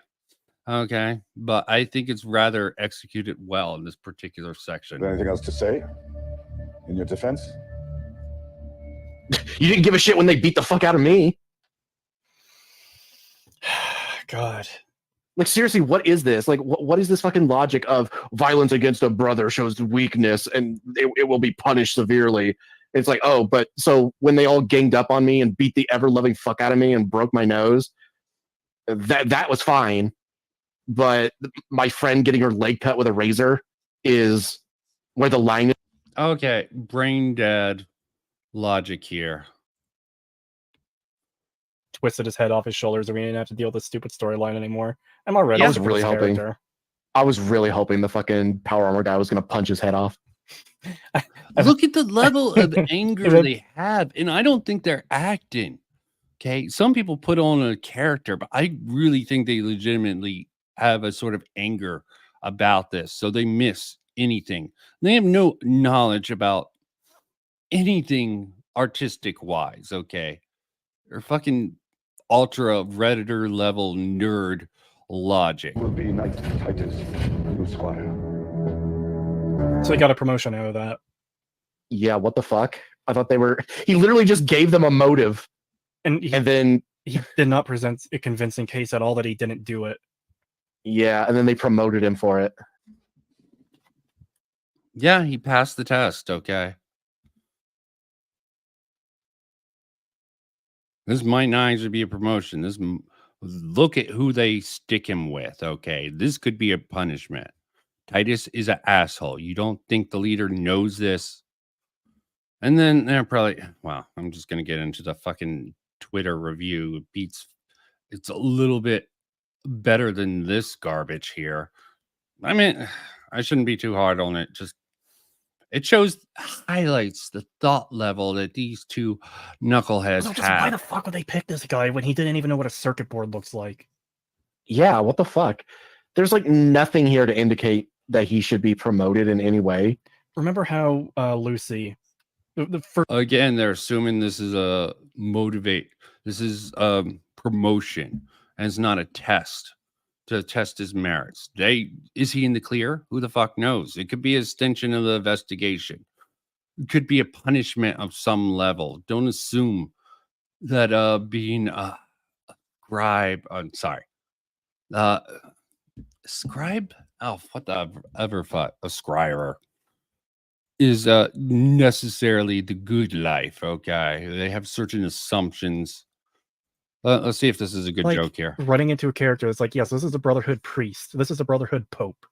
It's like, yeah. I'm sorry, what? Because that's not what they are. What are they? What are they? What are they? When's the last time we've seen the Brotherhood? Okay, if you're talking about this is, I'm guessing, a boot. These guys are from a boot camp. Who the fuck knows? Fallout 4. Okay, you don't get to meet everyone. Not every Brotherhood member is exactly the same. And let's see with this fucking dumbass stuff here. Here he's gonna bring up the same synthetic man point, which I fucking can't seem to understand which it wants to do because they need food, but at the same time, they also write like quests where they don't need it. It bugs me so much because there's 2 examples of them not needing food and water, and 2 examples of them needing food and water. Yes, and they do it right here. They have the IB bag, but I'm going to save this for something else. I don't care what he has to say. Yeah, I thought this was a little bit too dark here. I sort of had issues here. In California, Darkness level. Give me Game of That's where you Thrones from, season 8 vibe. originally, I mean. Fucking Wonder Woman yodeling from, I think it was Snyder Cut. What? Yeah, What what the Snyder fuck? What is this sudden revisionism of, oh yeah, feral ghouls can't stand chickens? Like, what did he say that? Weird vibes. They're just like, need food and water. Brotherhood. I assume he would understand which it wants to do because. What the fuck is this, man? What the fuck? This. Can't believe that this is actually a thing that they're trying to do now, where they're just like, it feels like they saw the fucking ghoul in Fallout 2 and they're just like, oh yeah, we should do that. Yeah, making just fucking bad faith assumptions about what the writers were thinking, okay? I've been invited too. It kind of gives me vibes of like that creepy bitch in Bebop flicks who's like, oh, well, you are black and you are male. What? Yeah, I'm getting the same kind of weird vibes. Yeah, weird vibes. Weird vibes. Oh, such a great standard for critiquing or reviewing anything. In California. I think the chicken is there. They're assuming that if he goes feral, he'll attack the chicken before he'll attack them. Okay.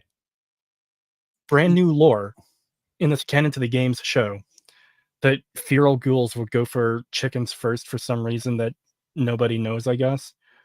And we get fucking yodeling. What? He's trying to make some dumb fucking joke, I guess. Okay. Maybe it was just my screen, but this is fucking pathetic, okay? They're just lamenting, okay, about how long they were coping and seething over this fucking crap and not engaging with the fucking property. I'm not even going to watch this fucking review. As I said, I got my particular thing and they got their particular thing. Okay. This is just, painful to the core. And yeah, it's going to be on my other freaking list. So let me do that before I close out with the Twitter reviews, where I get to do my lovely impression of Crutosis, because at least it's better than sitting through one of his fucking videos. The very least. He thinks his reaction to freaking the Fallout first episode's painful. You took 4 fucking hours, okay? You just wanted to fucking burn it, okay? You're having fun making fun of something and not understanding it, pointing out every little flaw instead of engaging with the medium. It's such a bad faith way to actually try to engage with any particular matter. So is there anything else before I end on the synthetic man thing, before I move on to the Twitter thing and blah blah blah? Don't know, made the flaw with this one guy here. No, I think this is about the way I should close it out on. Angry over certain things in the show. You know, do I have the right timestamp? Okay, yeah. Later, but that's the still has a chip on their shoulder about that on one, the screen. and has confirmed in this show. Here, I read a few Kristen comments from the video. Some people shitting on him. So he didn't We get got all the of them. Kristen Art That ghouls can be buried commentator. underground in a coffin for Doing who a knows how synthetic long, man. Let me and be push it back a perfectly little fine. bit, just And for for fun, just for shits and Don't get giggles. me I want to wrong. just go over this There's section. moments where I just like genuinely despise EA. Actually, let me push it back more. This is actually a good point. Okay, he's bringing up the kid in the fridge. This is the same point Crutosis ended up on. Okay, so, and I'm not going to have to do all the heavy lifting. Kristen Ark, as I said, generally a commentator. I like this particular part. You know, shitting on Synthetic Man is a fun thing to do, especially when he has especially dumb moments. He has his fair share, but this is especially dumb that he sort of catches him on here. Fallout 4, where you find a ghoul child who's been locked in like a fridge or something. I can't even really remember. The child has been in there for 200 years with no food or water, and you reunite him with his parents who are also ghouls. Yeah, it was stupid logically. It definitely broke the immersion of a lot of people. It's a stupid little quirky side quest, and it's bad. But people bring up this example way too much. The intent of it, I appreciate. It breaks the brain, but you can appreciate the sort of thing they were going for. Ghouls. It's quite possibly the dumbest quest in any RPG. Please read this. Oh, I already read it, Cadmus. It's great. His community post is literally an LTG moment. That's literally what we're experiencing, is a full-blown LTG moment. LTG moment is and low. rightfully, fans pointed tier out God. how stupid it was, how it's been established in the original games that ghouls do eat and drink, and I believe even in Fallout 3 they have to eat and drink. But no, now ghouls are just immortal zombies. And Pete Hines, being a massive silly Billy on Twitter, pointed out how nerds are all losers for caring about content. You gotta love when people keep bringing up one fucking little tweet. Okay, maybe it's just pissed off. Okay, you're taking these people's tweets way too seriously. Okay, it's not an attack on you. Sometimes they're having a bad day or just annoyed. Okay, this was a fuck up. Okay, you keep bringing it up, it would annoy. And this was from 2015. I really hate these. This is the second time he used this in his video. You got nothing else to sort of support the sort of theory. Continuity. You're right. Why should I care about anything that happens in the story? I should just consume your product, you piece of shit. But now, over 8 years later, he's so angry. Yeah, I don't have to say anything. Dude, the show is just entertaining. Why can't we just think of things as like bad or entertaining? Why do you have to say fuck you, Todd Howard? Like don't get me wrong. Todd Howard has to be stopped. Okay, man, he has to be stopped. He cannot go on his horrible running of Bethesda and blah blah blah. There's moments where I just like genuinely despise EA, but like you don't see me like mauling about it, making as you should. You should actually hate them more because they are the epitome of evil. I'm not gonna get angry over it. They're just evil. Okay, it's just like a fact. Okay, no reason to get angry. Just they're evil. Fuck them. Okay, they put out a good game. Lament the fact that you don't want to support their evil asses. Videos about it. It's just like, dude, it sucks. I'm not gonna play this. Like, what happened? What happened to you? Did your mother like beat you too much at homeschool? Like, what happened to you? Bethesda still has a chip on their shoulder about that one and has confirmed in this. I need to learn from Chris. Obviously, he's doing something right. He's also dealing with autistic drama like fucking Kumo and Kumo and Akumu, which people keep on harping on because that's stupid. Together, ship couple. Don't put that in the chat or they might ban you for bringing up the gay shipping crap. Even though it is funny. But you might get banned for even less than that, as I found out. But that's besides the point.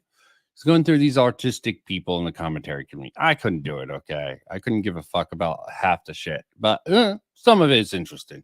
And this is. Show. I read a few comments from the video. Some people shitting on him. So he didn't get all of them. That ghouls can be buried underground in a coffin for who knows how long and be perfectly fine. And for seemingly... What was that text? Ground in a coffin for who knows how long. Yeah, I get that, kid.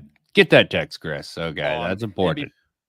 The show zooms in on an IV bag that if it's supposed to explain how he survived, what the fuck is this even implying? Does someone change out the IV? Yes! That's what an IV bag is for! Synthetic man? What? Can one of the nurses in my audience correct? It's like they learned from the kid in the fridge quest from Fallout 4. Fucking what? 9 years ago now? It's like they learn from their mistakes and take the criticism and try to correct it. Crazy thought, make a mistake and try not to make the same exact mistake again, but you're still gonna refer back to it. Wrecked me here. If an IV bag is drained, don't you have to replace the IV bag?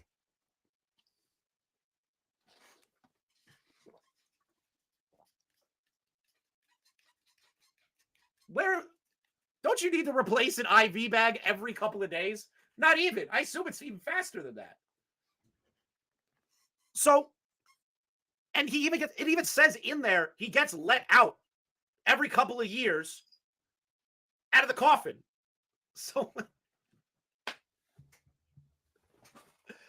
oh, yeah. Oh, this guy's an idiot.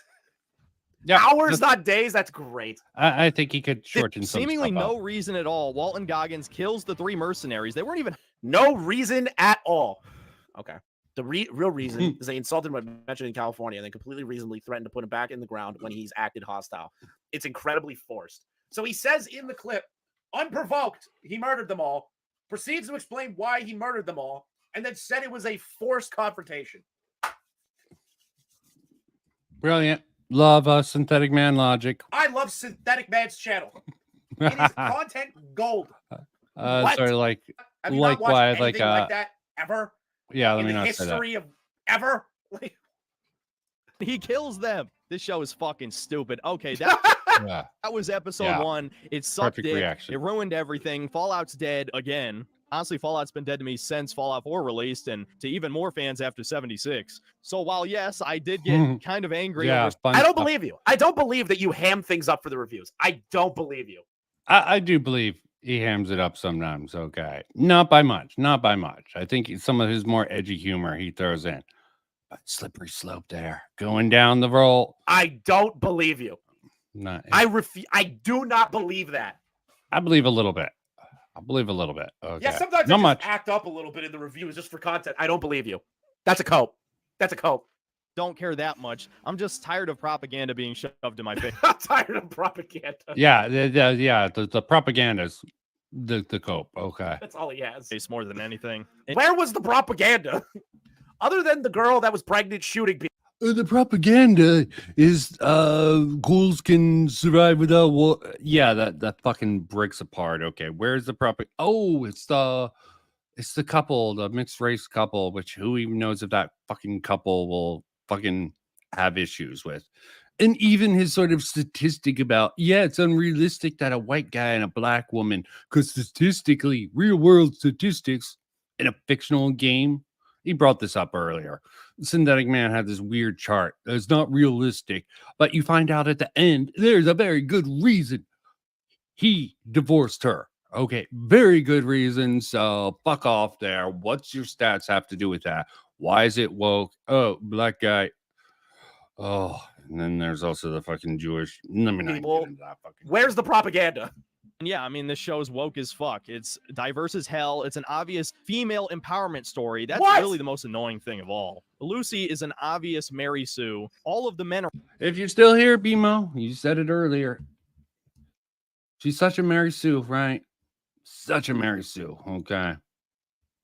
So obvious. Around her are incredibly pathetic and weak. The trans male. So the trans male. I was saying the effeminate brother Steel sort of guy there. Okay. Law is pathetic and weak. Okay. The guy that murders people. Yeah, that's what I do here. I'm surprised anyone watches me with what I one of our put main people characters. through. I really do. You would think black people I would don't make blame more them. of a stir about I this, but suffer as you saw with my Spider-Man even 2 more. review, Okay. no, they totally I love try to Miles Morales, mitigate who's and try to obviously not all black cover that. people. A lot of my viewers are black. Shocking, I know. Oh, How do you know that? I don't know the race This of is my great. viewers. There's no demographic scale on YouTube. This Hold is on. great. My analytics are not. I guess we're gonna continue. See, I to would see watch these Chris characters- a lot more if he did this sort of shit. This stuff is beautiful here. Okay. He does a lot of fucking commentary bullshit. And some of it's fine. His commentary, I'm starting to like Chris a little bit more. I sort of don't like some of his friends. Like Dark Viper, of course, I was on that. Like this. I don't fucking care. That shit, don't care. Don't care. Alex Gunter, creepy towards okay. I can take a guilty pleasure in that. All this, fine. It's just going over stuff. He did the Dark Viper AU. He got Tipster, a Tipster AI reading Dark Viper scripts. Let me just give you a sample of this. It has nothing to do with this. Let me just quickly show you Kristen Ark. I'm not really pimping now because don't entirely agree with him. But he's got his moments. Okay, he can learn. You know, you can't trust narcs. Okay, he's not using his Tipster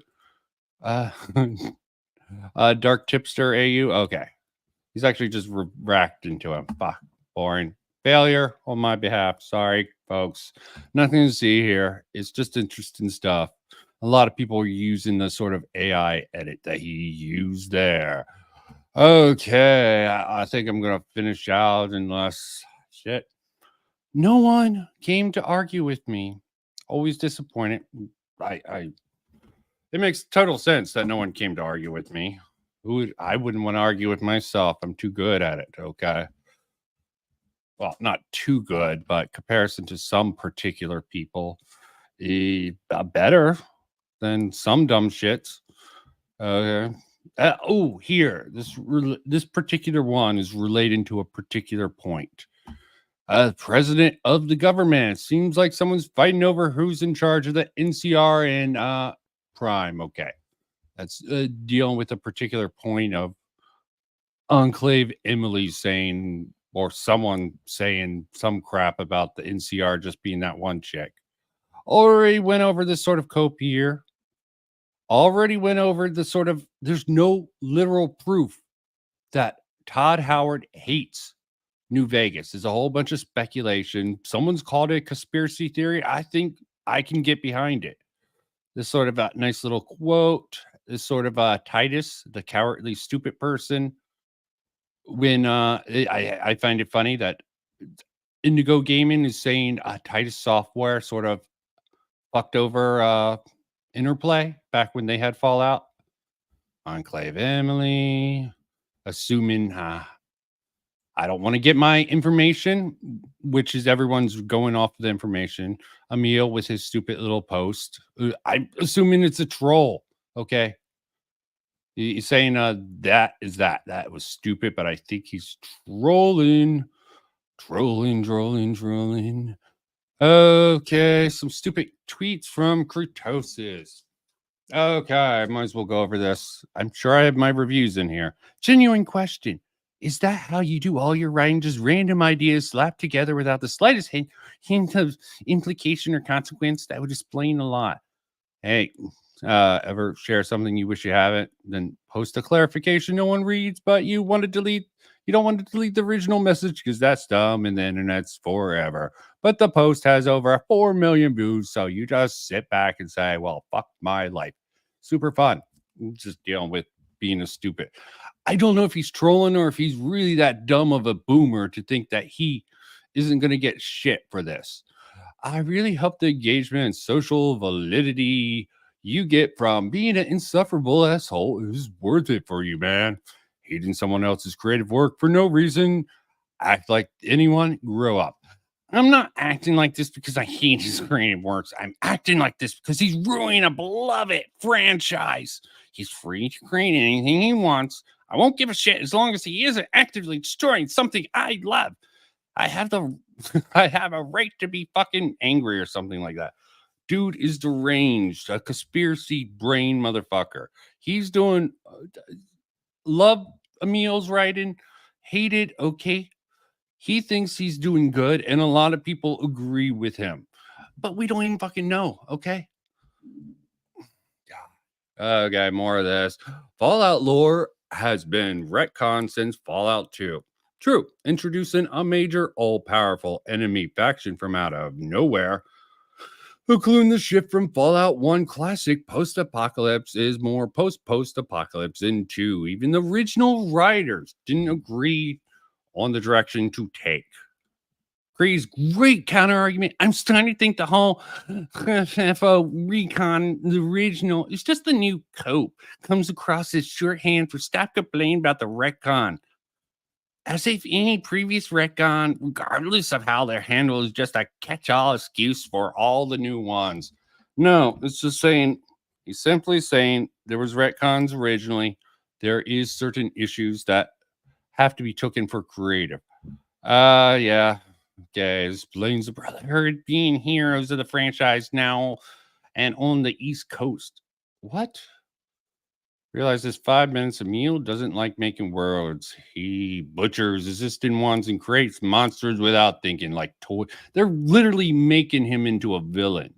Like toys under Sid's bed, like games lures apart and once together. There's no intelligence behind it, just desire. Yes, this is Brotherhood is playing Super Mutant being raging orcs in on the East Coast, playing Super Mutants in Fallout 4, actively detriment to the main factors in the Institute, and in multiple. Okay, why did I include that? Oh, I'll find one. Even Patrice is trying to capitalize. This is a few days ago that's taken. He's trying to capitalize on it. Can't hate on him, but you did an EVAP on this, you jackass. What the fuck? You just reminding everyone that Never Knows. It's a great time to bring up Never Knows Best did this sort of thing, sort of fucking with you, okay? You definitely took the brunt of that. I'm mixed on that. Kurtosis, I think it was pretty spot on about Kurtosis. He used probably language I wouldn't have and was a little bit too harsh and probably didn't put all of it. Such a nice man. It's rare to see folks putting forward such effort to get to the truth. Bullshit. EFAP does not go for the truth. They have their fun and pick things apart. I do hope his motivation has nothing to do with personal vendetta against Emil's critic. No, I don't think he does. He just doesn't think what Kurtosis or Pat does is ethically what critics on YouTube should do. And he sort of is a hypocrite with how he went about it, but that's something different altogether. And am I missing my particular thing? Okay, yeah, went over that. I probably just didn't bookmark. Fucking hell, I'm a retard. Okay, he had it. I'm pretty sure I had that tweet somewhere in here. Let me just do this.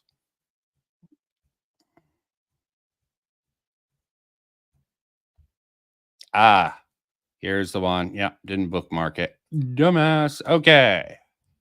And this will be the finishing of this. So instead of waiting, going through his other reaction, this is, I guess, a short review. Let's see how he does with this. Let me give him a moment to drink. So I went over him and Bad Faith, Pagan overall. Finished episode 2 of Fallout. Got worse. I seriously do not understand how anyone thinks this is good or defendable or in line with the games. Because they try to do things and honor the games, but you're too busy ripping on it to actually engage with what they have. Knight Tinus is a complete bitch and does not act like how a knight of the Brotherhood of Steel would act. And you are the authority on how a knight of the Brotherhood of Steel would act. Completely and utterly. You are the authority. Sort of denied it at certain points. You're trying to claim some sort of secret knowledge that I don't know how you can account for, given you have not created jack shit, except for a whole bunch of what people are considering toxic and hateful material. I just think it's autistic Spurgeon, okay? Because you can't control your fucking delusional, disagreeable personality, and you have to just scream into the void and try to make money off of it because it's clear he's in it for the money, and he thinks becoming a VTuber is a good move, which he might be right. It might appeal to the VTube crowd with his VTube thing, so good on him for that. The goon is apparently immune to fucking damage as he gets shot at least twice and punched through a set of stairs. None of this seems to impact him at all, let alone cripple or kill him as it should. Why should it kill him? Why should it cripple him? He's got the super juice, okay? It might not be apparent within that particular moment, but we see the effects later on with a normal human. How it gives them, at least why they're on the drug, accelerated regeneration. There are drugs. Do they explicitly show it or not? Does that matter? You should have a good faith interpretation, but you're never going to do that. You're only going to find the flaws and not even appreciate the act in here. And power armor is just a combination of Halo Spartan armor and Iron Man suit. What? No, it's definitely power armor from Fallout, but yeah, I can agree the Iron Man influence is felt. And I like the little touch where they have the Fallout 4 HUD within that. Did you notice that? Did you care? Of course not. You hate Fallout 4 probably. Which can straight up fly now. If they fly now, they fly now. Again, this comes back to the point that he thinks he's an expert and that people can't make changes to the power armor in Fallout. Okay. There's no modifications. There's no excuse. They didn't have flight in Fallout 4 with the jetpack. Okay. Yeah, they definitely did take inspiration from the Iron Man suit. I don't know where the Halo Spartan armor really comes into play, but not a big Halo guy. It's really slow. The strength to and gives the user the strength to throw a brick at least a mile away and kick a rock into a house, causing it to crumble. And this is after we saw Knight Titus get into a fist fight with a bear and his punches did nothing. Okay. He didn't have the sort of, he's not freaking Kung Fu master. You know, the 1-inch punch really doesn't have much of an effect. Okay. His punches didn't seem to do much. I guess it's all an execution, and Titus is sort of a bitch, a cowardly bitch. And who knows? It was a Yawa. Does he bring that up? No. Doesn't matter. Okay, just doubt. Hate. All the way down the line. The haves and have not before the show always seem weird to me. They bring it up in this episode. They're treating the bots as if they're a good thing. Where do they do that? Please highlight the point where they're a good thing. Of course, the people in the vaults think they're a good thing. Okay. I don't understand where he's pulling this from his ass. I'm sure his whole 2-hour review on this, hell, he's probably going to do 4 hours or 8 hours maybe on the show. Who the fuck knows? They're treating the vaults as if they're good. People hate vaults and dollars when only the rich got into vaults. What? I'm not understanding this. Outsiders just think vault dwellers are... I don't understand. Which is just outright blatantly false. Okay, what is false? What about the show? Okay. Sorry. Brain sort of melted a little bit. I'm not understanding this. It's not... I'm not the greatest with communication. I'm just not understanding his logic here. It's a lie. It's blatantly false. I'm not understanding what he's saying here. That's the problem here. People hate vaults and vault dwellers when only the rich got into the vaults, which is just outright blatantly false. Does it show that in the show? And what sort of evidence are you using to say it's blatantly false? Okay, sorry. Not reaching me. Moving on. Most of the vaults were horrible experiments that resulted in most, if not all, vault dwellers dying horribly. And even then, those people weren't chosen based on wealth, but based on a particular vault that was tested was suddenly vault full of gambling addicts. Okay. Starting to make sense now. And different vaults had different criterias. Yeah, some people did buy into vaults. Okay. Some people got a chance to buy into vaults. And they were still experimented on in some cases. Some of them were fair. Some of them weren't. All that fun stuff. But down the rabbit hole we go without... I don't agree with your initial example of her good thing. But you have a limited scope of things and a very jaded view on the show and how it sort of frames things, which I'm not going to agree with. I don't think I can deal with doing a full thing of kurtosis again. I broke my brain last time. Such as vault. Yeah, okay. Then again, most vaults were not a good time. Like each one they were put in. Why are you bringing up all these other vaults? What does that have to do with episode 2? For Christ's sakes, talk about the show and not about your fucking particular hangups, you fucking sped. finished episode 3. Maximus is on what I call a villain arc. He was treated like shit, and the moment he gets power, he starts to abuse it. How?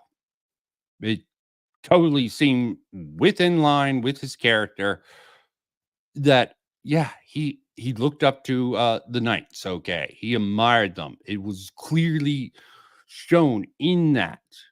And he was getting sick and tired of how he was being mistreated. So he gets this role. He gets partnered with this one knight, and the knight shows himself to be a total bitch and coward and incompetent so badly that probably the damage he takes is his own stupidity.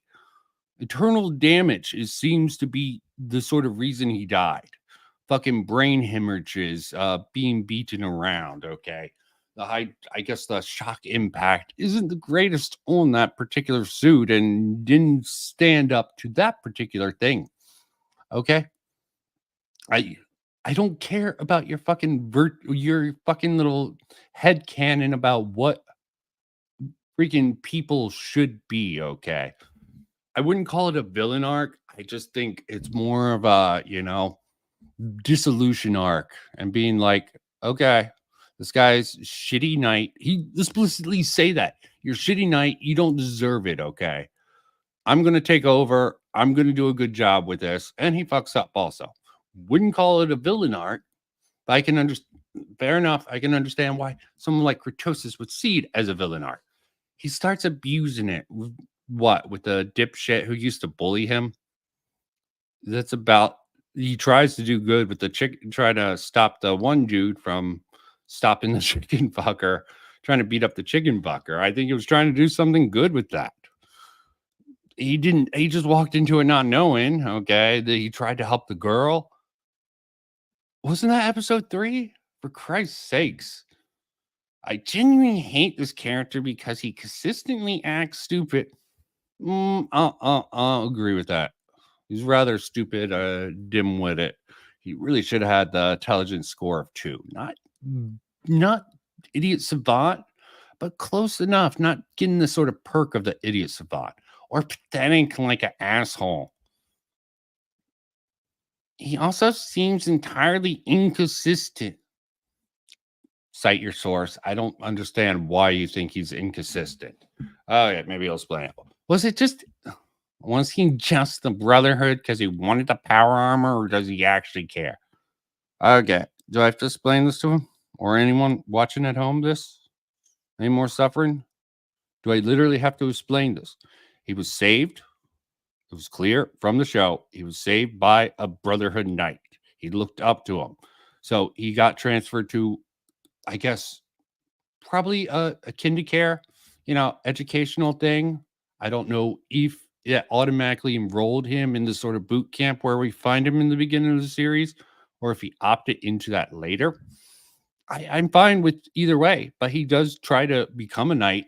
He's very dedicated to a point where he's fine with getting beat up when people are sort of jacking off or goofing off. He's trying to do his duty as an aspirant or whatever position he is in that particular matter there.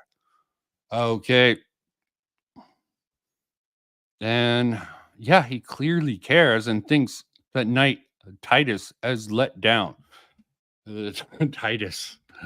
It might be a nod to the freaking Fallout people destroyed interplay, or not. Maybe I'm reading too much into that. He cares about the knighthood, and he's trying to do what he thinks. He didn't want to die also, okay? That's a strong motivator, and that guy was dumb. Dumb, cowardly, and he personally knight. He let die and lied to the Brotherhood about his own death. He seems to take the power armor for a joyride. Yeah, he's getting excited by it. He's new to the experience. Okay, I almost want to joke about, did he get the power armor training in the book? I guess so. Okay, that always annoyed me about Fallout 3. You can't equip the power armor until. But he also pledged himself fully to the Brotherhood and trying to do the mission still. I don't know what this character is supposed to be aside from someone I should hate. That's a lot of people, Kurtosis. You hate a lot of people. Hate a lot of people who don't think in your ultra specific way. Okay. Let's see if he moves on from there. This is all just character, doubting the character and being annoyed his comprehension level is so low he can't figure any of this shit out because he has like the autistic understanding of freaking obviously the realities and the struggles of creation. He thinks he knows how to do it. I disagree. And I think I'm more open to discussing. But yeah, not many people on this side of the aisle really wants to discuss. They had a chance. Enclave Emily definitely had a chance to come by and try to talk, but it probably didn't serve her purpose very well. But you know what? I don't want to hear them bitch about the stream in retrospect. Okay, I will clarify my shit if I have to. Otherwise, I'm leaving this shit alone. Bored, and I thought this would be a worthy target. And as normal, I am a dumbass for thinking that this is worth any of my time or my commentary makes coherent sense because of what I'm dealing with and of who I am. But it's really fucking weird how insanely fearful Brotherhood Squires of being killed by the knight they serve. I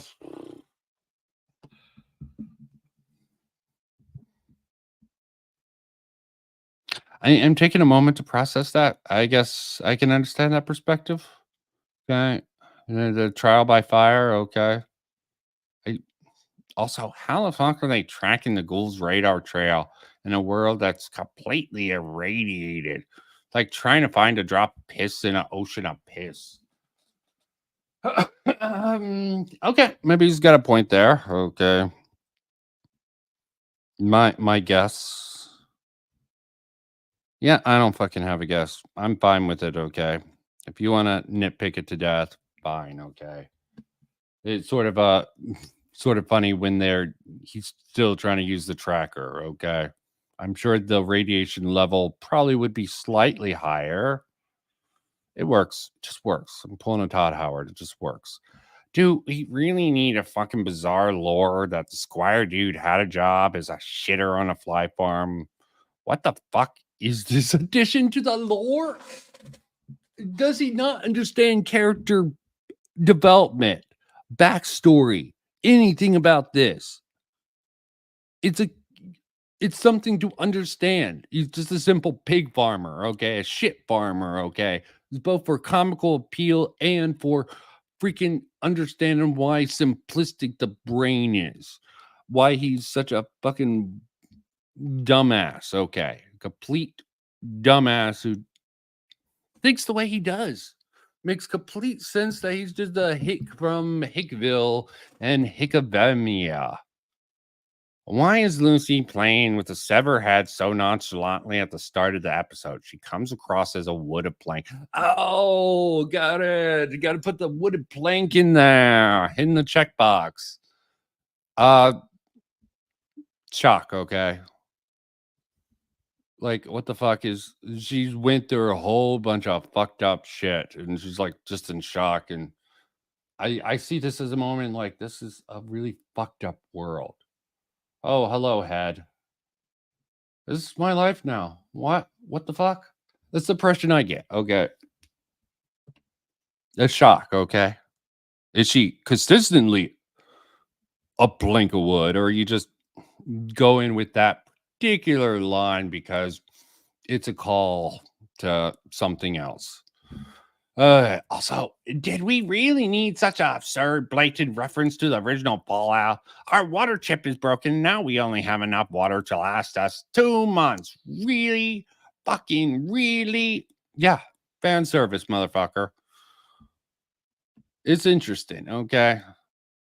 Who knows what they're going to do with it? Why fucking get pissed off about little ass references? You're nitpicking. You're not getting to freaking any legitimate criticism or anything. You never do, though, okay? Your standards for what makes something good or bad is just how autistically well it aligns with your limited understanding of whatever medium you're looking at. Or you're just parroting points from other people. I definitely could have went over. It's very blatantly obvious.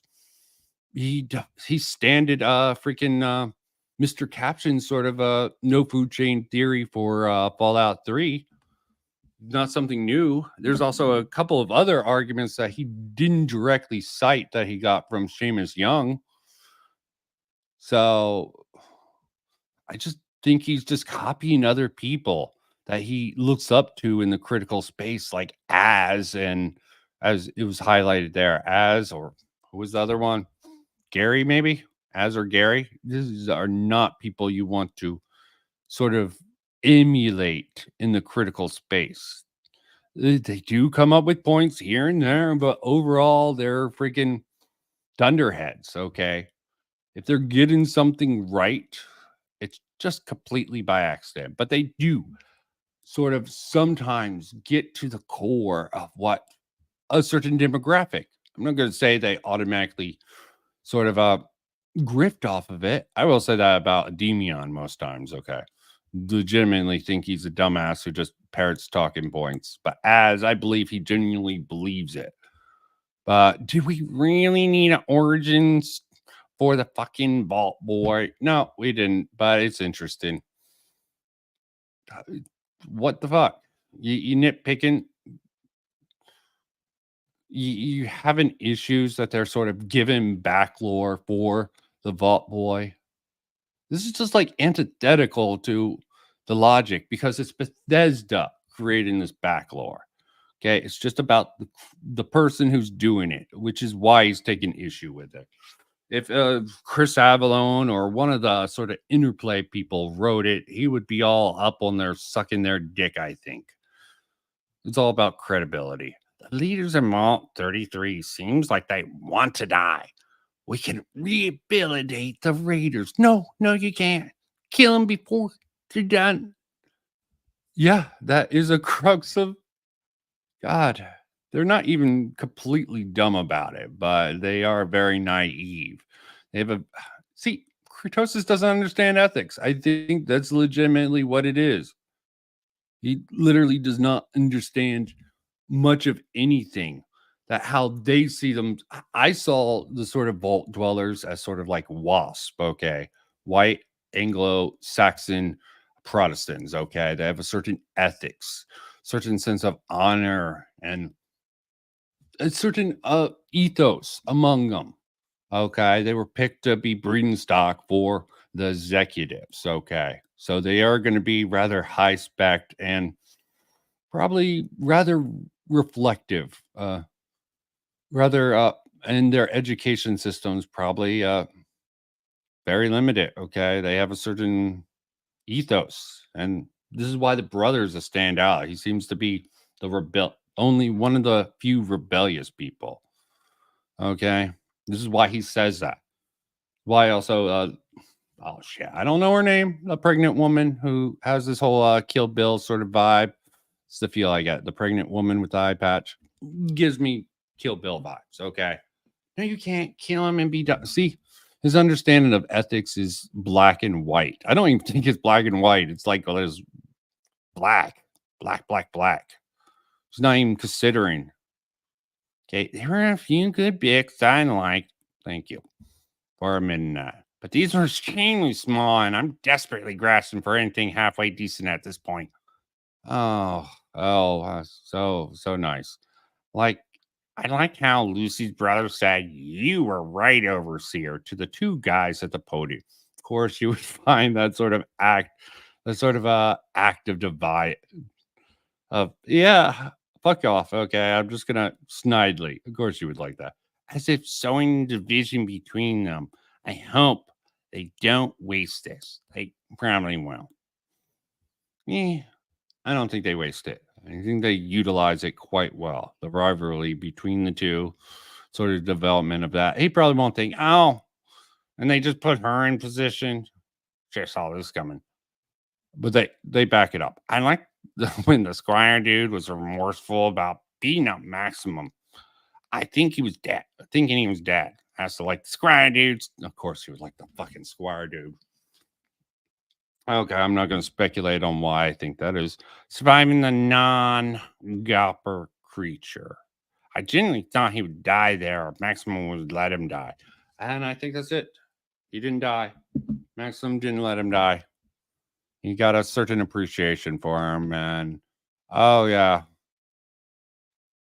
Cast and crew, writing credits. Okay. There is absolutely no writing credits for Emil or Todd Howard, or I think anyone from Bethesda. Okay, they just tried to advise. Steven's story is pretty much about Bethesda trying to, like, going against the bomb. Okay, I'm sure that's brought up someplace in here. Should I even look up that particular matter? No fucking clue. Nor should I care. Yeah, let's see. Oh, anything I need to do before I close out this particular thing? Anyone want to come on and talk about this? 3 hours and 30 minutes of just nonstop, not even nonstop, but pure and utter pain. Okay. Could go over my thoughts on the Prime series, but frankly, enough people are going over this. They like it, hate it.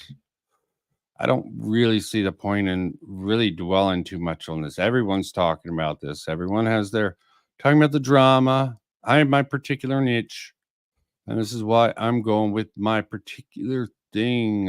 G-Coop seems to have set up a stream. But yeah, autism is strong within this fandom, and I don't even quite know what to deal with. Okay, is there anything more I want to? The sort of one pathway was sort of a failure. The TV show also a failure. But yeah, make sure. Yeah, no one's really no messaging. No one wants to argue with me tonight. No one wants to agree or take me off in a weird tangent. Who's around? Raise your hand if you want to. I understand why people don't want to deal with this sort of shit or have me review a particular thing. I'll sort of search my library for a few minutes while I decide to see if anyone wants to speak up. Will the real Slim Shady please stand up? Please stand up. Because I have a whole list of random people that is way too long to get into. Yep. Whole bunch of dumb sons of bitches. Oh, maybe I should have. Oh, shit.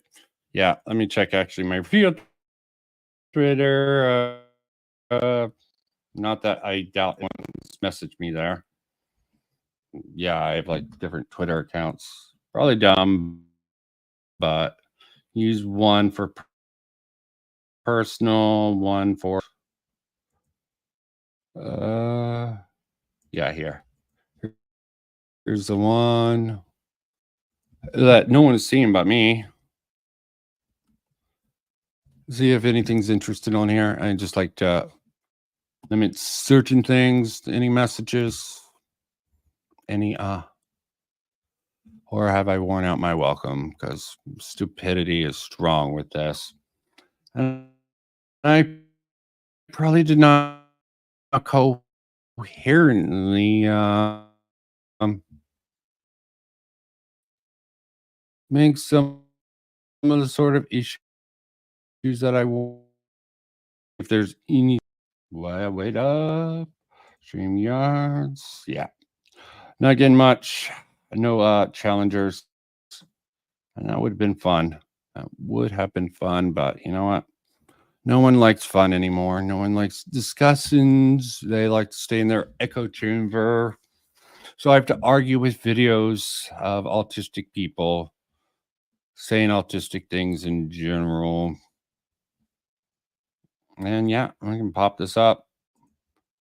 Think I'm coming to an end? Yeah, someone told me not to bring up Angry Joe's sort of thoughts on it. Went over this, Crucify, Bethesda on New Do, Todd Howard. But yeah, in short, does not seem to be much relevance to the idea that Todd Howard hates New Vegas.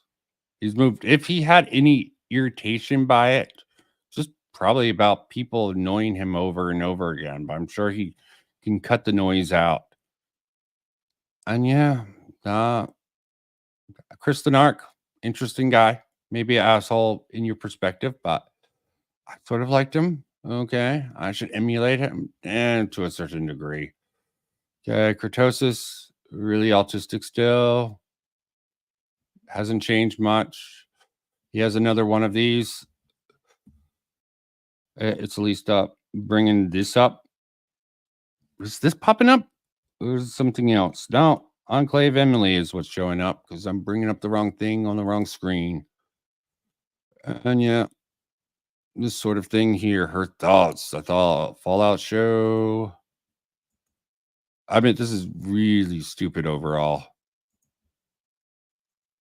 That's why I skipped doing this one. I asked her if this was a joke or not because it just talking out of her ass. I think she admitted that. Yeah, as a whole, show's going to be horrible. People saying cope and seethe, and yeah, quite a few, but he's got more likes than dislikes. I'm surprised he's not arguing with more. I guess this isn't close enough to his particular black heart that he really cares. Yeah, really not much to go over.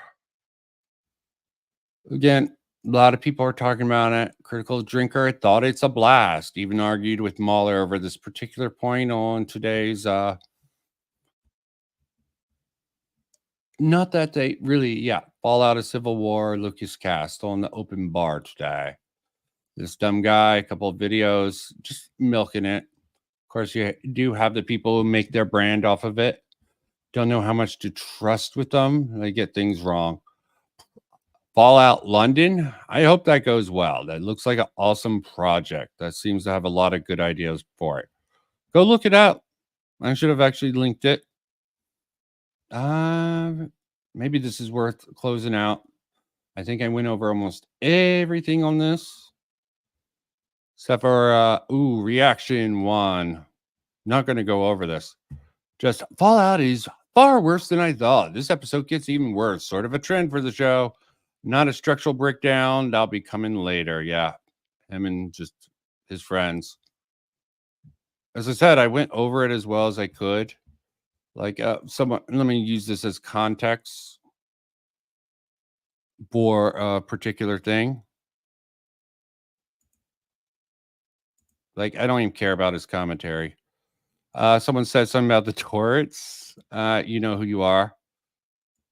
Not hitting this guy, being inaccurate. Supposedly that's lore accurate. A little bit lame, but generally, if you stay running, I don't know if he's sort of took the sort of line of fire. He should have gotten hit or gotten some ricochet. So it is a little bit weak here and there. But that's really besides the point. And you know what? I don't know what else to say about this particular matter.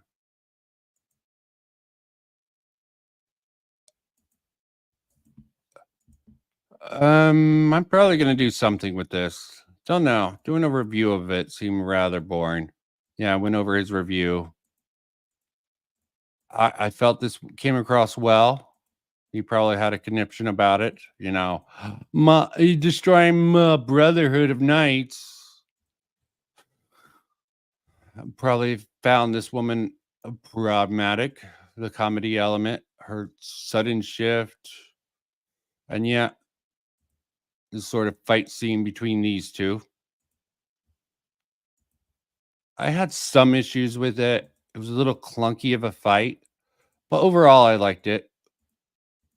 Some good moments, even if it was clunky as all hell. I really liked what they did with the sort of robotic foot. Might seem a little bit weird to some people. Really like what they did. Yeah, like this. Of course, Grifter's got a grift. Mass exodus of fans rejecting Amazon Fallout series. Yeah. Let's see him talk about it now. anti-woke people completely. And yeah. Finish up with this. Dun dun dun. Except for this, one of the people got into recently are about Starfield. It was a big release this year, and to say the least, it was a bit controversial. Right? It's not everyone's cup of tea. This isn't a but video even of this this latest that I wanted story, to though it's deal with. not about Starfield, it's still similar in the sense that it goes to the core and heart of people's frustrations with a lot of the business decisions and choices Bethesda Game Studios is making as of late. Of course, when it comes to their franchises, whether it is Starfield or even Fallout and the Elder Scrolls. And this topic that I want to talk about today is about whether Bethesda Game Studios should allow another studio or developer to work on spin-off titles for the Fallout franchise and also the Elder Scrolls Borderlands. franchise. That's one of the series I got invested in. That just looks going down, down, down. Yeah, okay. Maybe I'm thinking of someone else. Maybe it doesn't matter. Yeah. Fuck it. Ran long enough. Talked long enough. I hope everyone enjoyed suffering with me or whatever you want to do with this particular video. My brain is rather putty right now. I just wanted to have a little bit of fun with this particular topic. Get some of the stupid sort of combat out there. Combative attitude. See if some of the stupid ideas and see if anyone wanted to discuss this particular matter with me tonight. But you know what? Commenter, if I get enough comments saying what I am, problems I have with particular things I said, might rehash this, but otherwise, I'll leave it be. So, have a good night. Peace out. In stream. Blah, blah, blah.